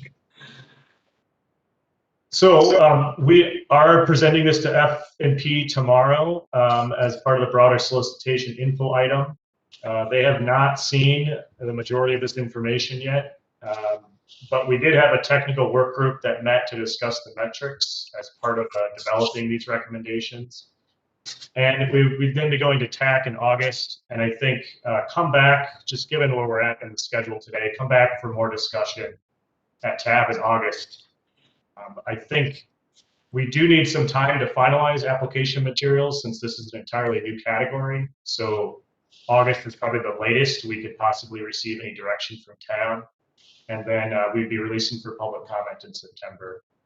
And I think, the intent here today was give you a broad overview and see if there were any really substantial red flags from any members so that we could potentially determine whether we want to reconvene the policy work group. Or if there's any questions you'd like us to bring to F&P tomorrow for discussion. So I'll turn it back to you, Mr. Chair. All right, thank you, Cole. Very well done. The PowerPoint was excellent, and I think I would, it would be appropriate for me to state on behalf of the committee that you and staff did an excellent job in guiding the work of the working group on the unique projects category. One of the things you also raised was whether or not the full tab might think they want to participate in this criteria weighting exercise of polling in terms of weighting innovation, reducing environmental impacts, improving racial equity. You've got that on slide 24, or whether the tab as a whole is comfortable with the conclusions reached, the polling done amongst the working group as representative of what the full tab would be comfortable with in terms of its primary emphasis, with those three leading areas being innovation, reduction of environmental impacts, and improving racial equity. Thoughts from folks on the tab on that particular issue, or any other observations you might have as to whether the work group headed in the good direction? Mr. Chair? Yes, Member Hollinshead? Yeah, I think I'm trying to recall our work group discussion, but I think one of my points in that discussion was that I guess I thought that applications in the unique category would primarily be projects that did not fit in other categories. If you go back to what we funded with our car and the St. Paul application, I believe the issue there was that they originally applied in a category that was not appropriate. And so one of the reasons for making the decision we did about that is to give them an appropriate category, an appropriate venue to apply.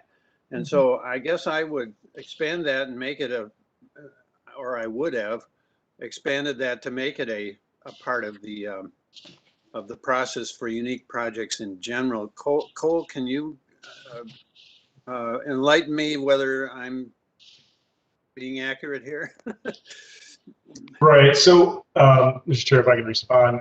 Yes, go ahead, Cole. You are correct. That was, I think the reaction is that provide a space for applications that don't have an application category to otherwise apply in. What we're saying is we want to provide that, so we're not limiting eligibility within this category, but that for us to make a call as to whether a mobility hub at a transit station or adjacent to a transit station is a transit project or a unique project is a gray area that we didn't want to address. And so it's more the projects that might otherwise be eligible in another category that are questionable than the projects that clearly don't have a space, which would for sure want to apply in unique projects category. So I think that's the distinction we're trying to make here. Oh. Okay. I think that flexibility, use of the word flexibility, was a key one by Cole, that we wanted, my recollection at least, is that we wanted that flexibility to be able to move nimbly if we had to as a group. Member Geisler.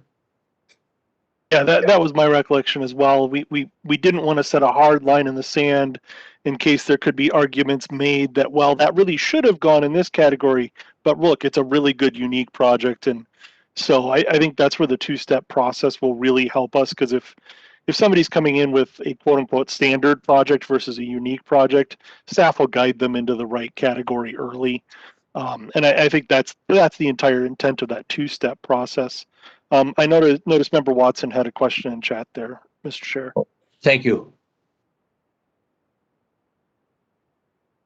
Go ahead. Thank you, Mr. Chair. Sorry, I was I actually get to talk this meeting. Bill didn't come. So my question would be, and this is particularly for applicants, is the criteria weighting. Is it innovation or equity or climate, or do they need to meet all of those three? Because if there's a weighting to them, if it was just in two of the categories and they basically got a 0 in one of them, then that might affect it. If it's basically if you're like, let's say your climate thing can get you through even if you don't meet innovation and equity, that kind of thing. Yeah, I think, go ahead. That's a great question. And this is true of all the application categories, that it isn't you have to meet all of the criteria. It's that you want to do the best in the most criteria to give yourself the best chance to be funded. So hypothetically, yes, you could just be one of the three. And if you're better than all the other projects, you might emerge as the top ranked project. But that is where the weighting really does come into effect. If you don't do well at the top three criteria, there's a likely chance you're not going to be a funded project. Do folks generally think our work group headed in a good direction that people are comfortable with, that this can be taken to funding and programming tomorrow? Yes. It is? Yeah. Mr. Chair? Yeah, Member Dugan? Yes, thank you. I'll be very brief. I was as a member of the work group. I believe that the innovation is and Member Watson's very excellent insight. The innovation has to drive pretty much everything. So if we're looking at climate control, not something the regional climate change, not something we're looking at in regional solicitation, but a new and innovative approach to that, or a new and innovative approach to equity, not the same old, same old. Thank you. Thank you, Member Dugan. And somebody else had was a Member Sanger, were you trying to speak? I wasn't, but I would just say I'm in agreement with what's proposed, and thanks for the good work on the task force. Yeah, thank you. Mr. Chair, Commissioner Karwoski here. Yes, Commissioner? Yeah, I think having been part of this work group, I think we got the criteria down the best we could. It's a new area. So I think it's best to give it a try. We thought it was at the right time to bring it to the larger tab body. But I also want to personally thank Cole Hiniker for that great work. And also Mr. Chair Hovland to facilitate that work group. You provided strong leadership because we had 2-hour meetings, 5 of them, and robust discussions, and your expertise in getting something done was really much appreciated, Mr. Chair. Well, thank you. It was a little bit like our tab meeting today, just on a smaller scale. So, Mr. Chair, I'm hearing general support. I did want to just revisit your question about whether the group was comfortable with the weighting as well, or if they wanted. It's pretty simple for us to send out a poll to all tab members to have you do the same exercise. But if you're comfortable with what the work group recommended, given the amount of time they spent on it, we can certainly just roll with that recommendation. Yes. Sounds like it seems to me that people are comfortable with the outcomes of the work group. So thanks for raising that again, Cole. Yep. Okay, we've got one more category to cover, geographic balance decisions. This should just take a couple minutes. So thanks everybody for hanging in there with us today. It was just this was about as content-rich a meeting as we've ever had, I think. I think Steve got this one. Yeah, was there a question?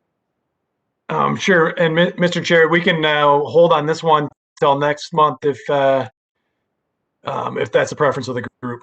Yeah, Mr. Chair, yes, sure. Steve, I'm glad you suggested that. It's been a long day, and I think rather than minimize this, I think this ongoing discussion about geographic balance is something that would be worth a decent amount of time for that we all get on the same page. So I'd rather defer to another meeting.